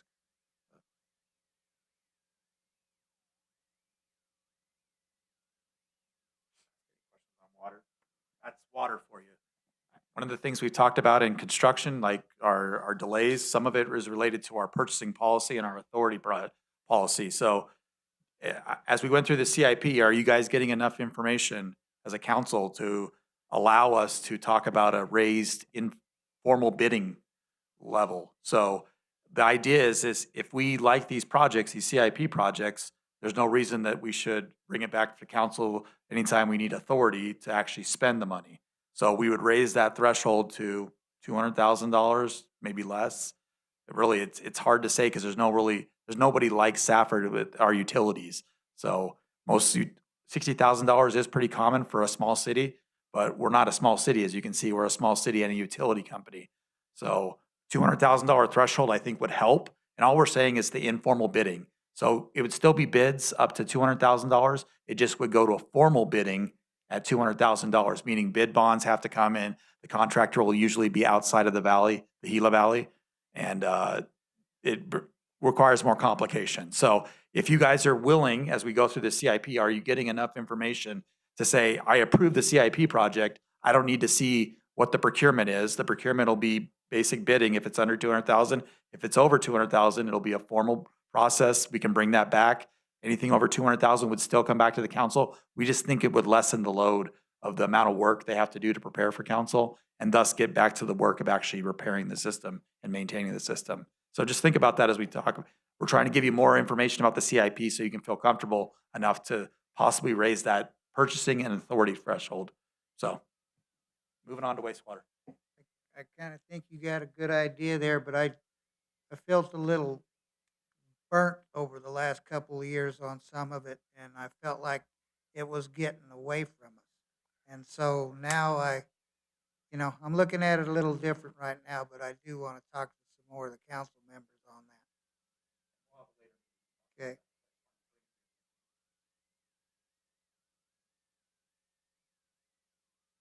I'll try to hijack this real quick. And when we talk about aged infrastructure, we always tell you how we have so much in the ground. Well, it's very hard to visualize that. So I want to show you what we're talking about. Going off of what Troy was saying, I had our GIS analyst or Van, I guess I don't know what's his job description? Okay.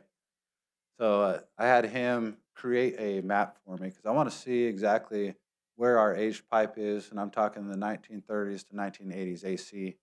So as you can see, and I'll zoom in to this map on the right-hand side, all that red is the cast iron 1930s pipe. So as we come into the heart of Safford and Thatcher, you see that there's some red pipe in there, so there's a lot of aged infrastructure. But what it mainly is AC. So I'll zoom in a little bit more. You can see how much of that white line, that's all AC pipe. So that's all of the aged. When we talk about aged infrastructure, that's what we're talking about. So those are the things that we try to identify where we need to replace.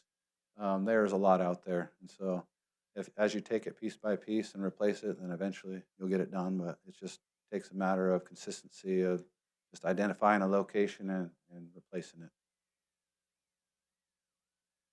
So I felt you would appreciate seeing what we're talking about, because to me, when we talk about how we have so much aged infrastructure, it's hard to visualize that when you don't realize how much there really is. So focusing on wastewater. Manhole rehabs, this has been a project that we typically have in on an annual basis. This identifies manholes that have corrosion due to H2S or hydrogen sulfide gases. We haven't done this in a few years just because of the time it takes to identify these. The employees we used to have that did these assessments are no longer with us. So what we are anticipating or planning on doing this year is removing this item for this year, and we were going to do have a study come in and actually scan all these manholes. And again, the scan would allow us to identify the worst manholes, and now we can strategically pick the manholes that we line instead of just saying, oh, there's a manhole, let's line it. So now we can actually make a difference and line the worst ones first while we work through our system. Another aspect of that technology that we're going to use is they scan our main lines with acoustic technology. And what it does, it identifies areas that have sags or blockages. Some pipes might be gravity draining just fine. When we send a collection crew out to go jet mains and clean them, we're really trying to guess where the dirty parts are, the trouble areas are. This would help us identify where they need to focus their efforts, because we may not have to clean our entire system every year. We can just focus on the problem areas. So that's what this acoustic technology, and you'll most likely see that coming this next year, us proposing that. So we can give you more information about that later on. But our next project is the Mesa Yard Sewer Extension. This is an extension of the Mayor Jason Couts Park. This would be bringing an 8-inch sewer line all the way to the Mayock.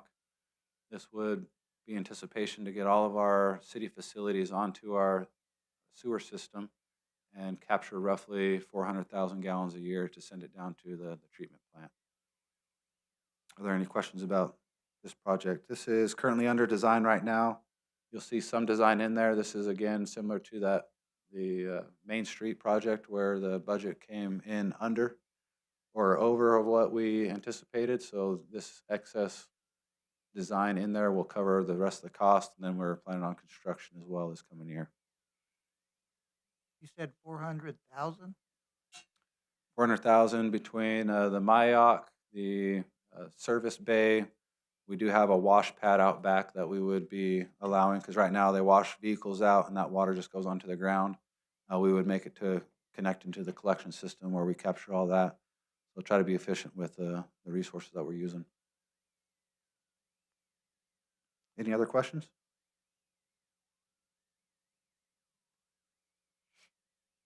Main Street lining, this would be done this fiscal year, 2027. We identified this location. This is a clay pipe. And the reason why we're going to be lining this is because some of this main line is under buildings. If there's anything, a collapse that happens under that building, good luck trying to get to it. So we want to try to line this main before any type of issue catastrophically happens, where we can just take care of it and not have to worry about it for the foreseeable future. So they would just line that with a cure-in-place liner and cut the services out and be done with it. That's what this project is. Any questions? Next project is the treatment plant district. There are no funds for this project this coming year. Next year, it would be for the planning and design. So this is the conceptual design of joining Thatcher and Pima into our wastewater treatment plant. We are having discussions around this item with the other districts or municipalities, but we'll see where this goes. But we are trying to plan at least something around it in case there's an appetite for it or interest, and we can get going on it. Any questions?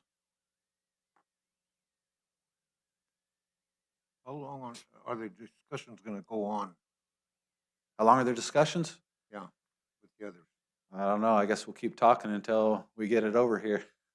We'll keep trying, but I think we're making some pretty good progress. Not sure what it's going to look like, but I think, as we did have a water workshop last week in Tucson that included Vernon and Heath, and the main thing I took out of it was a relationship building opportunity, really getting to know those individuals, them getting to know us. We have a lot of the same common goals, and it's just a matter of what makes sense for everybody and how can we come together and possibly become partners. Feeling that relationship is huge. Good. Yeah, no, it was great, and I appreciate and I thank Jeff. He's the one that set it up and got us all in the same room, and it was a very open discussion, no arguments, no pointing fingers or anything like that. It was a great experience with all of the other leaders involved. So yeah, I wish I had an answer for the discussion, how long it's going to take, but we'll see where it goes. 8th Street Sewer. So this would be planned in 2028 and design or construction in 2029. This is a location where there's a bottleneck in the wastewater collection system. So we have 3 major trunk lines that go into the treatment plant. This is one of the major trunk lines, and there's a large diameter pipe on the upstream and a large diameter pipe on the downstream, and then you have kind of a smaller pipe in the middle. This is a project that you could wait for development to occur and essentially get that collection system at the maximum capacity of what it can. Then we can say, hey, you need to upgrade this section of line, or we can take a proactive approach, get it done ourselves, and not have to worry about the development causing any type of upgrade. We can already have it ready and say, yep, our collection system can accept your project. You're ready to go. So this is an item that is not a critical one at this time. It is just more of a proactive approach to the collection system. Is that possibly the reason that hasn't developed? I wouldn't say so. So that property is owned by the Palmer, Dennis Mark Palmer and Mark Johnson. So they own that location. Their intention was to build there. However, I hear they're relocating to a neighboring community. So I'm not sure what they're going to do with that property at this time. They've only had it a small time, and it's been looked at by I don't know how many people, and it never gets built. So Yeah, so it's never come our way of being an issue of saying, hey, the sewer is undersized in that location, but a lot of where you're going to see that impact is everything, I guess, upstream of that, where that 14th Avenue project that's going to be happening by the high school, that's not going to impact it. But if you get several projects like that on that line, eventually it's just going to pile up, and we're gonna have to tell a developer, you gotta fix this line before you build, and that would probably stop them from building. Any other questions?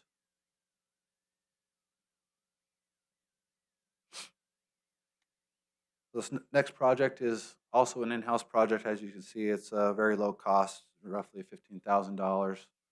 This is another proactive approach where clean out installations at properties that don't have clean outs at the property line. So currently this year we utilized it in the Central Avenue location.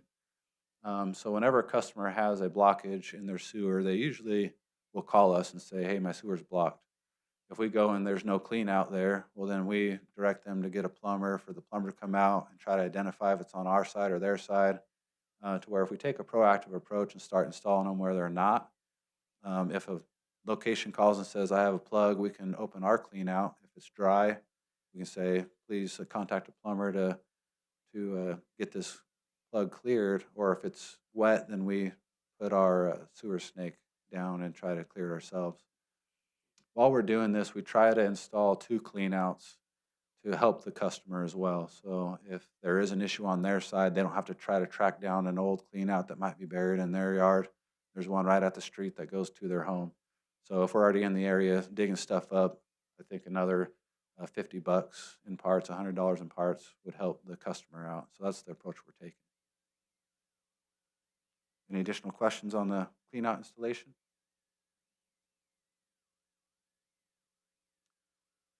Next one is the yard security. This is the project that Troy was alluding to. So currently at the treatment plant, we have 2 swing gates. So in the morning, they'll open them up and they'll tether them with some rope.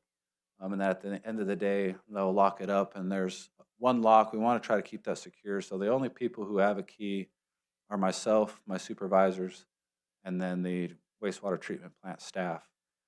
So this project would allow for an automatic gate, which then would give the city access whenever we need. We can utilize that technology similar to the Mayotte gate, where theirs is a card. This would utilize more of a device like your phone. You can activate or deactivate anybody's phone to give them access. So this would allow for 24/7 access for the city of Safford employees. And why that's important is the next project. There's a drying bed that I was wanting to construct. So currently, when we go and jet the sewer collection system, if there's ever an issue after hours, we have this material in our debris body. It's a very corrosive material.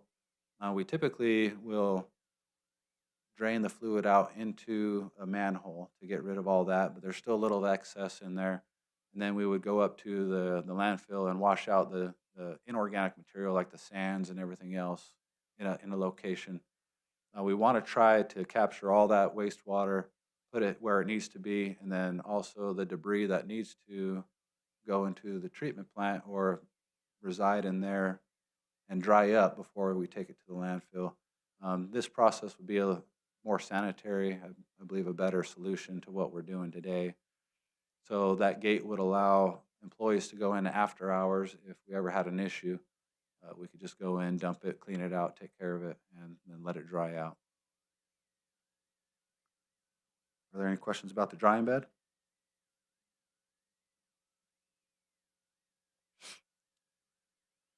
The next item is that septic receiving. So this has been approved. We have the final contract signed. So they'll be getting to work on the pad. The unit itself is being constructed as well, manufactured. We'll probably have to increase the carryover. I just got notified that the anticipated delivery date for that unit is July, August timeframe. So we'll have to add to that carryover to include that unit. Any questions about the septic receiving station?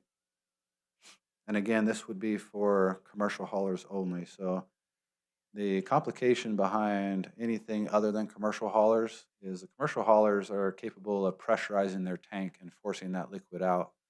Your RV dumps don't, and the inlet of this thing is typically a lot higher than the outlet of an RV. So there's no way of them utilizing and actually pressuring it into our system. I know we've been asked to look at additional means of the RV dump, so we are looking at that for different solutions.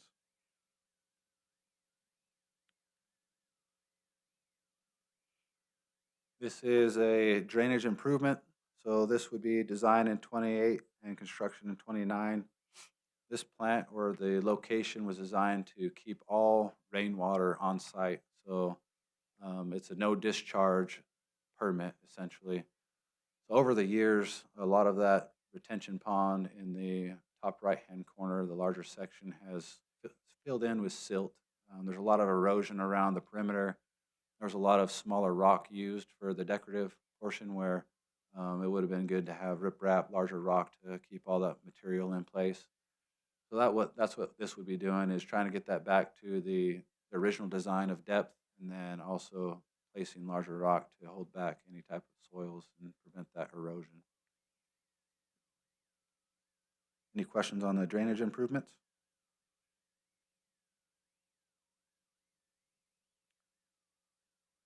The next design is the SCADA hardware upgrade.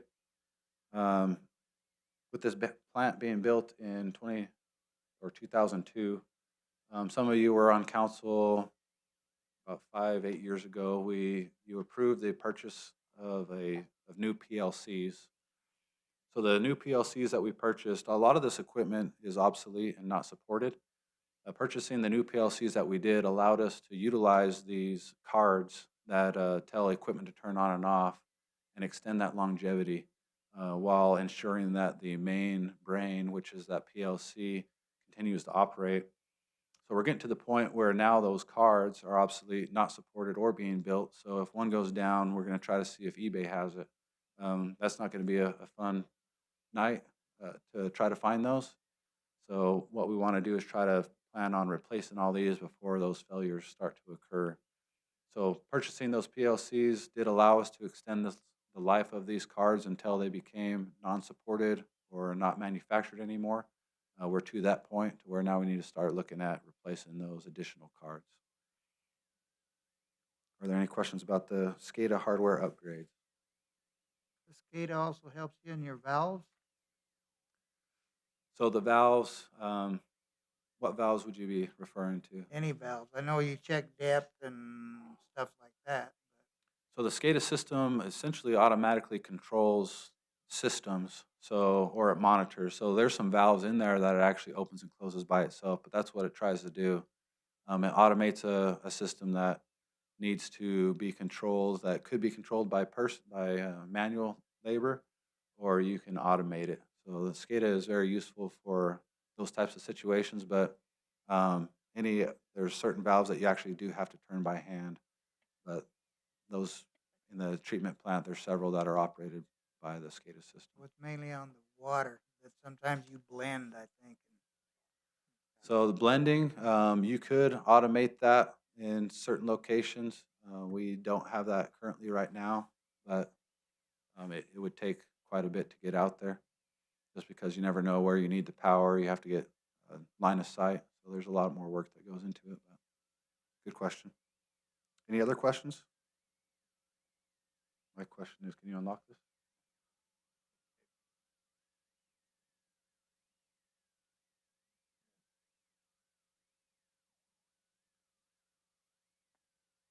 Okay, so the next project is paint restoration. So again, this plant was constructed in 2002. This is in the out years of 2030. This would just be going around the entire facility and recoating all the paint. There's a lot of sun-rotted or just faded paint, where if we just upgrade it, repaint it, it'll look pretty sharp, and keeping up with the maintenance of that pipe. Any questions about the restoration?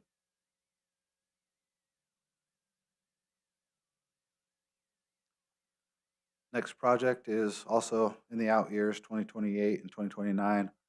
Automatic bar screen. So we currently have one on site right now. This plant was designed to mirror itself. So we have a 2 MGD plant. It's designed to mirror to a 4 MGD whenever that expansion occurs. These bar screens are responsible to avoiding having inorganic material go into the process. when the current bar screen has issues and we have to take it down, they have to divert the flow into a manual bar screen, which is not a fine screen. There's large gaps between the screen. And then when you have to manually operate it to bring it up to remove that material, who knows what gets behind it and then into the process. So this would just allow to capture as much as possible whenever we have issues with our bar screen. So this would be at the front of the plant and would be very useful whenever we have issues with the original bar screen. Are there any questions about the automatic bar screen?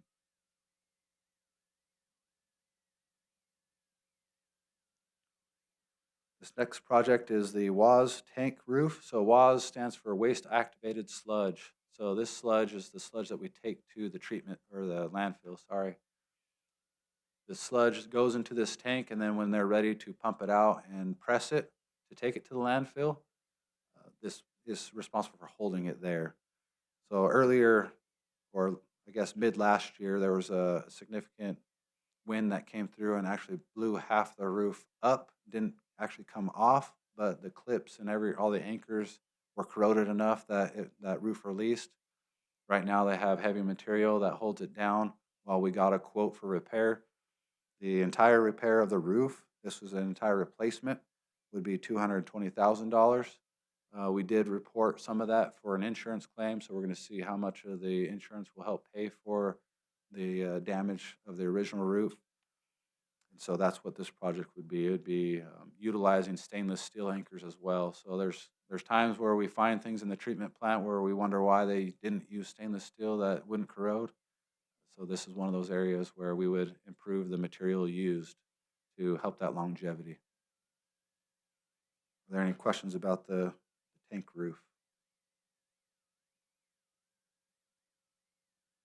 If not, I'm going to turn the time over to Troy. He's walking up here. Morgan, can I ask a question before you quit? I don't know how I want to ask it. How do we, if we're to lose power, and I don't even know if we supply our own power out there to the sewer treatment plant, how long are we good for? So they have a generator out there that was designed for the plant to operate. All it would take is scheduling diesel trucks to come out and keep refilling. So they planned that as the design of the original plant. And it's with what fuel's in there right now, though, what's it good for without a truck? Oh, yeah, I'd have to ask the plant manager. I know I've asked that before. I want to say it might be close to a week, potentially. But I can get you a square answer. So it's very unlikely that we're gonna ever go that long without. Yeah, and they test that thing on a regular basis. We usually have Mike's guys go out there whenever we have issues, say, hey, Mike, this thing's not working, so he's good. And we have Empire go out there and maintain it as well, just to ensure, because that thing needs to stay running whether we have power or not. I just don't ever want to be in a Yep. situation where that's not working. So they did plan for that. We do have a generator out there on site, sized for it, and it has worked in the past for us, and it'll continue to work for us. Thank you. Thank you. So before Raymond comes up, I just wanted to point out that, Morgan's gone through and we've looked at actual wear and tear on the facility. It's 23 years old. So he's gone through and started to identify, instead of having those emergency procurements, what can we get ahead of? What can we fix before it becomes a problem? I'm trying to see if the Willy Wonka fecal factory is going to catch on as a name. It's really great. So, but yes, corrosive environment, everything gets destroyed there. Morgan has come up with a plan to basically start addressing things little by little, so we don't have it all at once. So I just wanted to point that out, that this will cause pressure on our rates, because we did not have this developed when the rate study came out. So some of these things are new, and hopefully the costs stay where Morgan's estimated them at, but this will cause pressure on that rate. And our first increase is for 2027. I have a quick question on water and wastewater. So in fiscal year 27, you don't plan to have any new debt, and you would have all the new debt coming in fiscal year 28 is sort of the 28. plan. And only water right now. Well, Okay. there is Oh, talk yeah, in nothing electric, in but wastewater. no Okay. wastewater. So, Perfect. Thank you. all right, Raymond, it's all yours. Good evening. We only have a couple small projects. Our first project is going to be our equipment storage. This is going to be a building for just holding our boring machine, our power machine, our couple of our trailers, and some of our PE tools and equipment that we have. There's nothing else going to be there. There's no offices or anything like that. It's just going to be strictly storage. This was planned in 2025, our 2025 year, and it's been pushed back. So we plan on the design this year for 50,000 and next year building it for 300,000. Any questions on that? The next one is a grant-funded project, which we're starting currently. We're actually interviewing tomorrow for a couple positions. This will be replacing all the meters. Actually, at 10 years old, but since we moved everything, it's going to be anything from 2018. Older than 2018, we'll be replacing.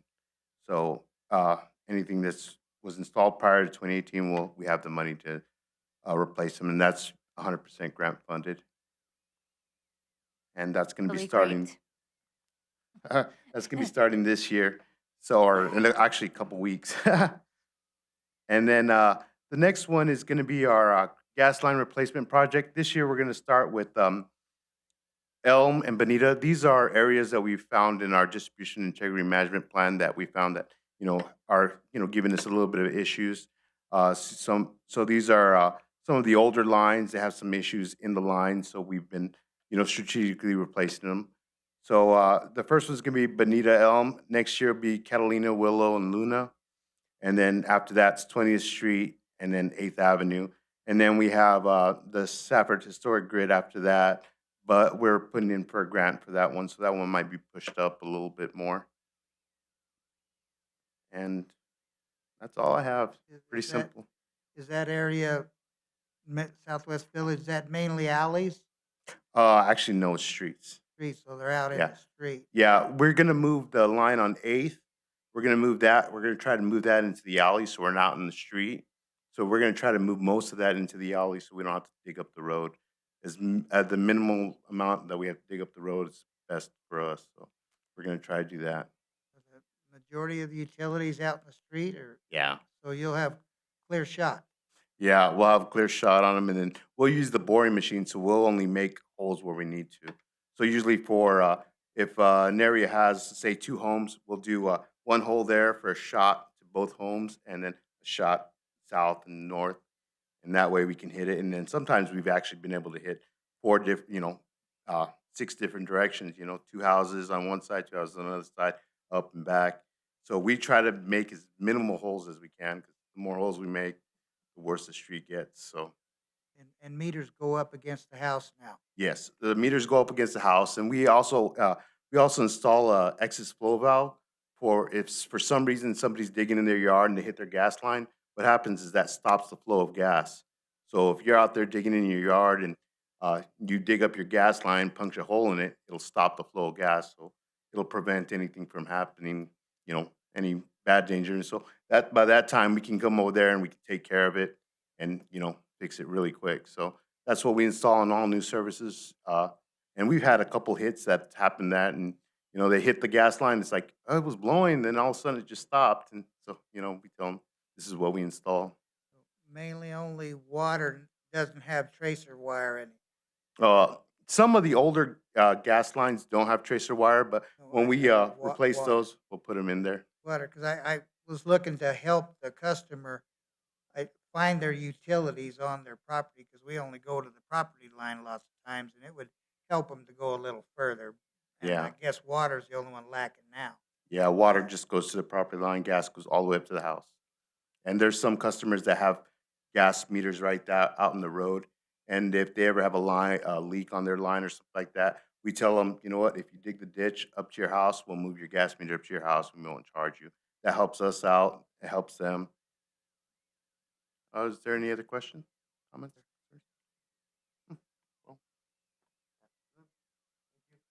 So Raymond had a lot of this stuff planned when the rate study came out, so there's no new additional projects in gas that we didn't already plan for, so, again, good news there that all we have to focus on is operations and funding that, so. Last but not least is Mike, our biggest utility, electric. Good evening, Mayor and Council. Okay, so for electric, we've added a few items this year. We'll go over the stuff we've got going on right now. Pole replacement, we keep that funded every year. Our system is actually in really good shape with all the work that's been done in the last few years, but uh, wood poles do tend to break, especially if we have a large storm event. We want to keep money in there to help support that. Any questions on that? The other people, television, TV, which they're going underground more now, what shape are their poles in? Are they paying attention to it? No, sir, they're not. They're in pretty poor shape, most of them. If we find one that is in poor shape and it has an attachment close by to one of our structures, we let them know and they come in as soon as they can to get it replaced. Well, as soon as they can, kind of slow. So Yes, sir. there's still poles out there that they haven't gotten off of yet. You've cut them off, but Yeah, so me and Van just went through our whole system and we made a map of all the top poles. And Van's still compiling all that information and we're going to get a map out to all the other communication vendors in the area where we can give that to them where they can start working on those. let's hope so.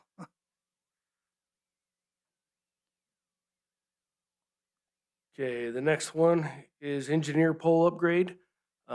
We've identified about 10 sites this year. We've already got the pole design built.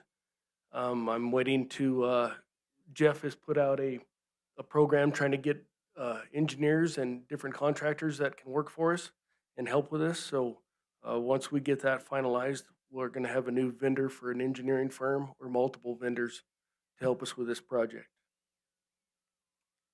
Any questions on that one?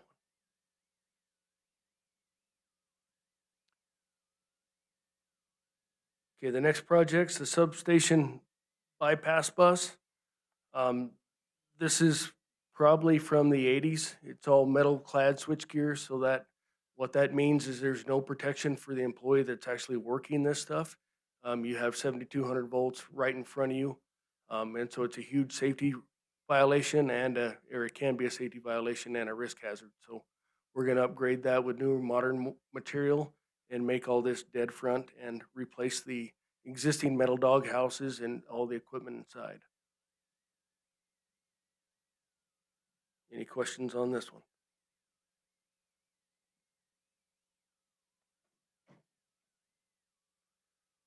Okay, the new copper replacement, we're currently working on that one. We've got 5 areas left that need to be rebuilt. We've got all the material in for 2 of them. We're just having a little staffing problem right now. We've got 2 brand new employees that it kind of makes it hard to get some of this more complicated work done with newer employees with us. Gotta be some way to motivate them. Need a little bit of time underneath your belt. Yeah, get them on there. Any additional questions?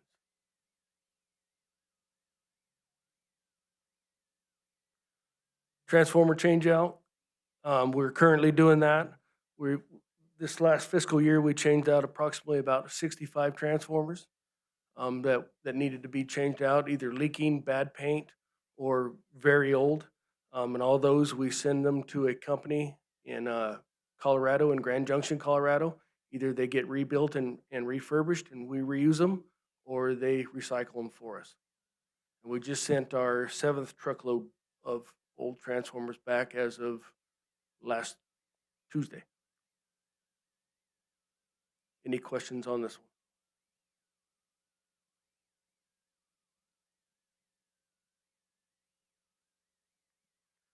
Distribution gang switch replacement. We're currently working on that. We changed out 8 last year. We've got our new stock to start work this year.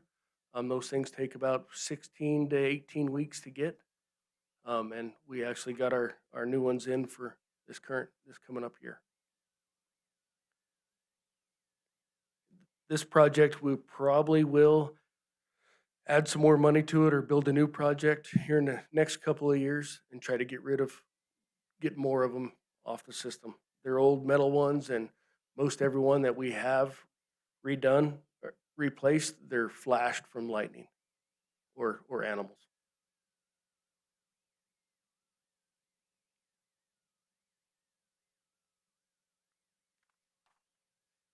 Line relocation. We've had a couple areas that we've looked into relocating some line.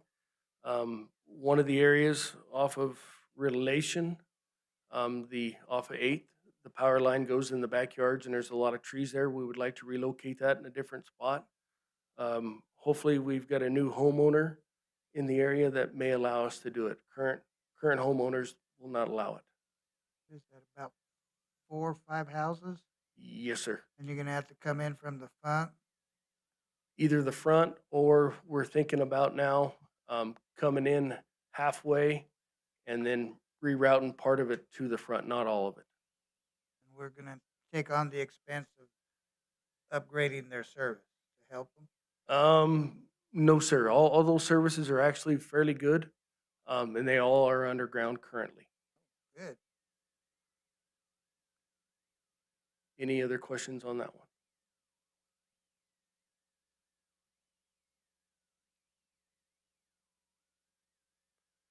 Capacitor upgrade, that is essential for the substation.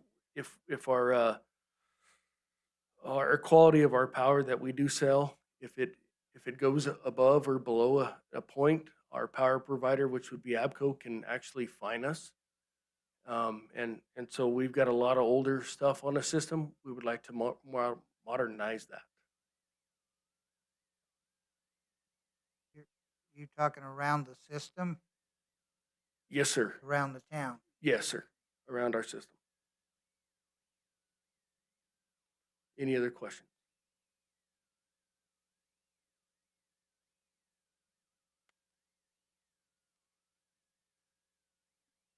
Coordination and arc flash study. Currently, we've only have a protected device on our system and for every feeder. We would like to have our system studied to see if we can put protective devices out on the line, which will help minimize outages and let our team know exactly where the problems are at a faster rate. And while we do that, we would have to do a new arc flash study because the system would be protected differently than it currently is. So right now, if we have a problem in Copper Canyon, that whole feeder, that's the very end of that feeder. If we had a problem in Copper Canyon, it would take it all out all the way to the substation. And these things aren't directional? You can only have in and out, or, kind of like an old regulator, you don't want to come in from the other direction, but No, so if we end up using ACRs, we can have those bidirectional if we decide to go down that road. Depends on what the engineering firm decides to what we're actually going to install. you'll have to educate me more on that one, Mr. Cook. I'll have to get with you later on that one. Okay.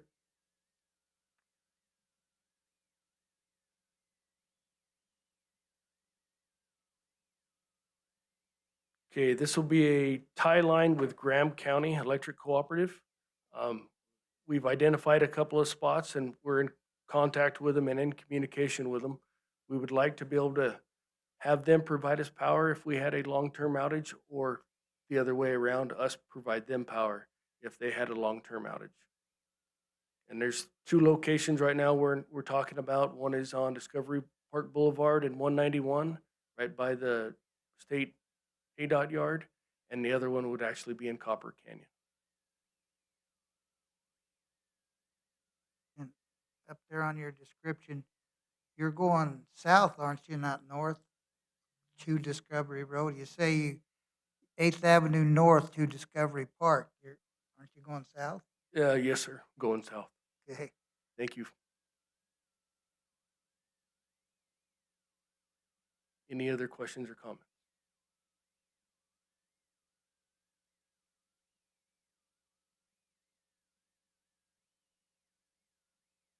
Okay, one of the new CIPs is going to be an equipment storage area.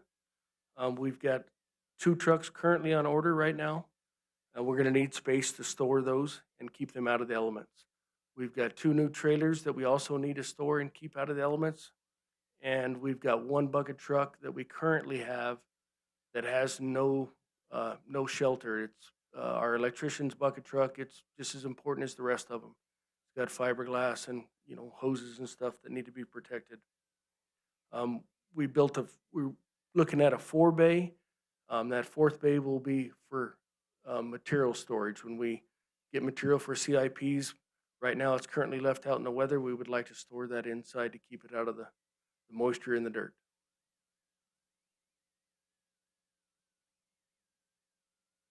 Any questions on this one? You guys have all this room up there with gas, water, and you guys building? Is there room? There's room. It's going to make it a little tighter in there, but there is room. Yeah.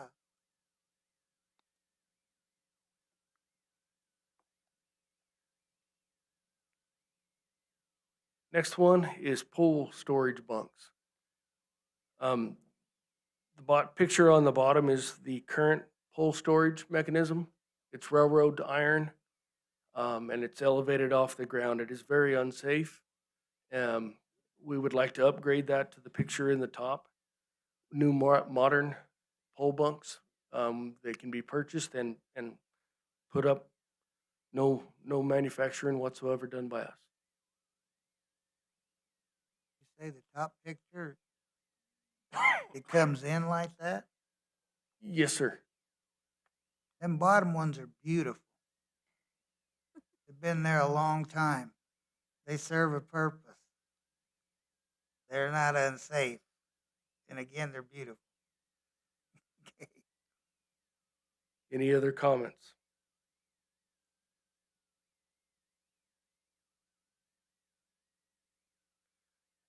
And the last one is the new substation, and that is out in 3031. We need to continue to move forward on that. If something does happen with the feed that we normally have on our transmission, it takes the whole substation down. If we have another substation in a different part of the service area, we have a different feed on the transmission that actually feeds our substation and helps support load growth for the city. Looks good to me, sir. Okay. Thank you. Mr. Cook, Yes, sir. I'd like to go back to your first slide, but I don't need the slide, but is there and this may be a question for somebody else in the room, but is there a standard by which we decide how close to an intersection to put those big steel poles? No, there's no standard other than if ADOT's got, if it's on an ADOT right of way, then there is a standard for that. I have to be outside of the right of way. If it's on a internal street, I always talk with Mr. Lance about what he's going to be doing, how he's going to be doing it, if I'm going to interfere with any of his stuff. I think some of them that we've got are on what are going to end up being major streets. They're going to have to be moved eventually, and they're already a site problem. And I just hope that as we go forward, we can move those things out ahead of time instead of having to move them twice. Yes, sir. And as we do it, I do get with Lance, and we do move if we can move. A lot of times we cannot move the alignment, though.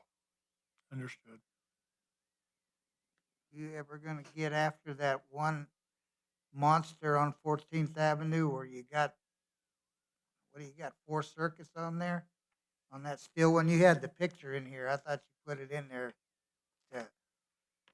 You know, the steel one on 4th Avenue, that big, Yes, sir. you got, There's 3 circuits on that. yeah. You ever gonna straighten that out? That's a death trap. Yeah, there's other priorities that we're trying to work on at the moment, but it is on the radar. And you guys can get to that thing, Yes, sir, we can. okay? Mike, you didn't use that as a chance to talk about death traps.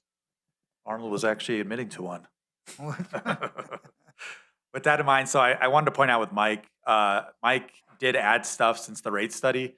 A lot of the rate study depends on Mike as like the sacrificial lamb. He's giving up his rates. He's lowering his rates to offset some of our other rates for city folk. And he's put a lot of pressure on a 5-year plan of constant replacement and monitoring. So just with that in mind, I mean, this year we're going to keep with the $7 rate cut. I think it's happening in electric, but in the future, we might not be able to continue those cuts in the future because Mike has bigger plans for the system and there is things that need to be addressed as we've talked about tonight. So I think Mike's biggest issue is our warehouse is making sure that we have the stuff for Mike. The lead times are horrible. It takes forever. So he has to plan a lot of time ahead. And when one thing doesn't happen, he has to have a plan A, B, C, D, all the way down to Z. So he can keep working on something because we're always waiting for parts in electric. It's a constant battle of when's it going to be here? When's it going to show up? So we order some of this stuff almost 2 years in advance, right? So trying to keep our mind wrapped around it. So with that, any questions? This is the CIP. You've seen all 161 pages, I believe it is. It's not that much because it's only 133. So, I mean, this is the CIP. Is there any questions, any concerns, anything that needs to get taken out, anything that needs to get added? I know we're not utility experts, but I mean, this is our chance to act like we are. We could put on our hats and pretend. So, anything? I have one small comment on the equipment storage, how they all have their own separate equipment storage. Is there any cost savings if we were to try to do that as one project and try to create something that could suffice and meet all the needs of all of them together? There could be. I mean, Raymond is reusing a current structure. He's just enclosing a current structure. Mike is finding a new place. Like he said, he's out of spaces for his equipment and we're ordering new equipment for him that needs to have a home. Who else was adding? I guess Water is adding on right where Mike is adding on. Again, they've had to arm wrestle over who gets what piece of land, but they've all come to a happy medium. We could talk about a major utility building is what you're asking for. But I mean, with the layout and what land you have, they're trying to hit up every little missing piece that we have out there to try to fill it. But I mean, we could talk about a utility building. I don't know if it would increase. I mean, you guys are the experts. Could you all get together and live in one building with one? You're shaking your head now, but you're not on any way possible. They're not smiling when they shake Costs would go up. You think? I mean, a lot of this is in-house, and they're just metal buildings. I mean, they are trying to keep the cost pretty minimal. But yeah, it would be a very big building if you ask about how much storage space they're putting. I So just thought I'd ask the question. we're against an admin building. We're definitely against that. Any other questions? I have a comment. I think it's a good thing to hear how they're, paying more attention to trying to maintain the equipment we have and cover it and prolong the life on it all over. I think that's good. If our staff hasn't told you, they're very appreciative of us coming up with the cyclical replacement for equipment and them being able to use modern equipment, forcing them out of their old ritual equipment into more modern stuff. I mean, they may complain about that, but I think they're very appreciative of having new working vehicles they can depend on. They don't have to cross their fingers, is it going to start today? So, I mean, you've done a lot and you guys need to be congratulated for really taking that on. We have a lot of equipment. You name it, we have probably 3 of them. So there's a lot that the city owns, and the fact that you've given them modern piece of equipment to work on, they don't show it, but I see the look in their eye. They're very appreciative. So, any other questions, concerns?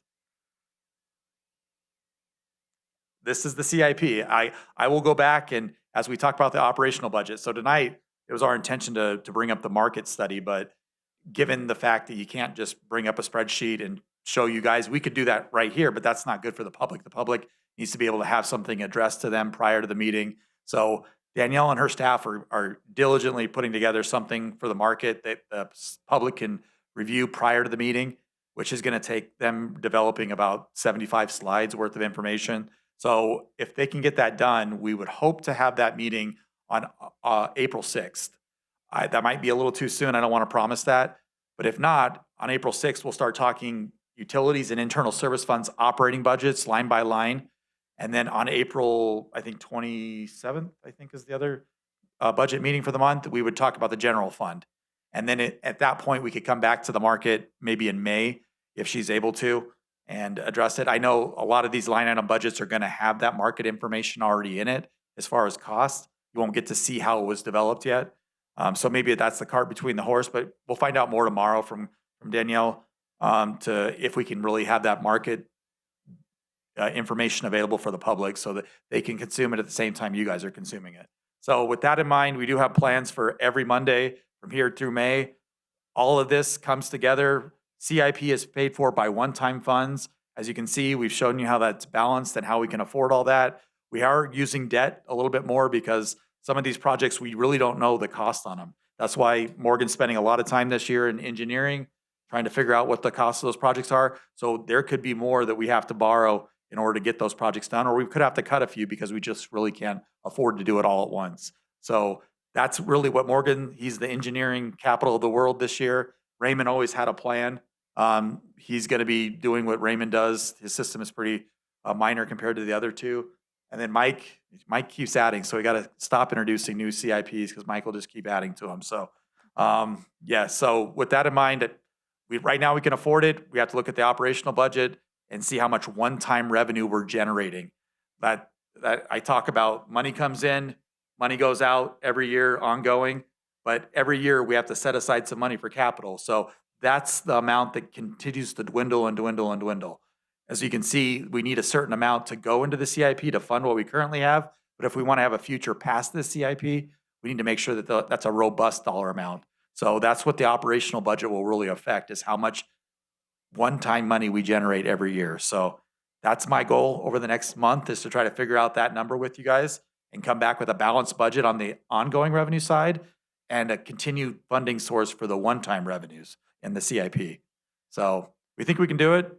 The economy is still unknown. We're trying to get more sales tax data to figure out where we're at on the general fund side. As far as utilities, there is rate increases every year for the next 5 years, except for electric, where we're decreasing. So that's where we have to talk about, what are you guys willing to do? What do you, we're putting together a budget based on that information for this year's rate study. But again, we need to know going forward, what's the intent of council? Is it continue to have these small rate increases, or is it to do more large rate increases? It would have been helpful during the rate study if we would have developed it that way, but really what we were focused on is just trying to minimize the impact to the least amount of our citizens, the ones that can least afford it. So that was really the focus, and then getting the balance right as far as commercial, residential, who's paying for what. Again, so with that in mind, I think we can close for tonight. Thank you for the time, 2 hours more tonight. Hopefully on the 6th, we have another 2-hour meeting. And again, these are optional. These are meetings that if you fully have faith in staff to develop the budget, you don't have to come to them. And if you do have more questions, this is a great time to come, ask those questions. If we have a quorum, we produce minutes. We can share it with the council. If we don't have a quorum, no minutes will get produced, and they'll just be questions and answers with no minutes. So we're fine with that. That's fine too. You don't have to come to these things. We're going to wear you out over the next month. So I just want to be considerate. You don't have to come to the budget meetings, but please come to the regular meetings. So, all right. With that said, I turn the time back over to Mayor and Council. Okay, then, I want to thank everybody for their presentation. Very good. We'll move on to item number 4, announcement of current events.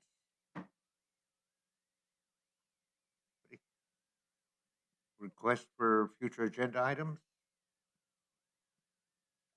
I do want to find out for sure what the insurance did end up costing us and how many people it did affect, employees and or even us that are up here, who all it affected, how much it actually is going to cost, because just don't know for sure what those numbers are.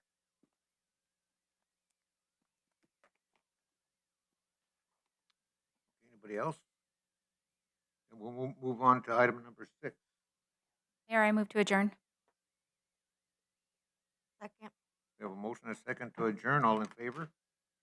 Opposed? We're out.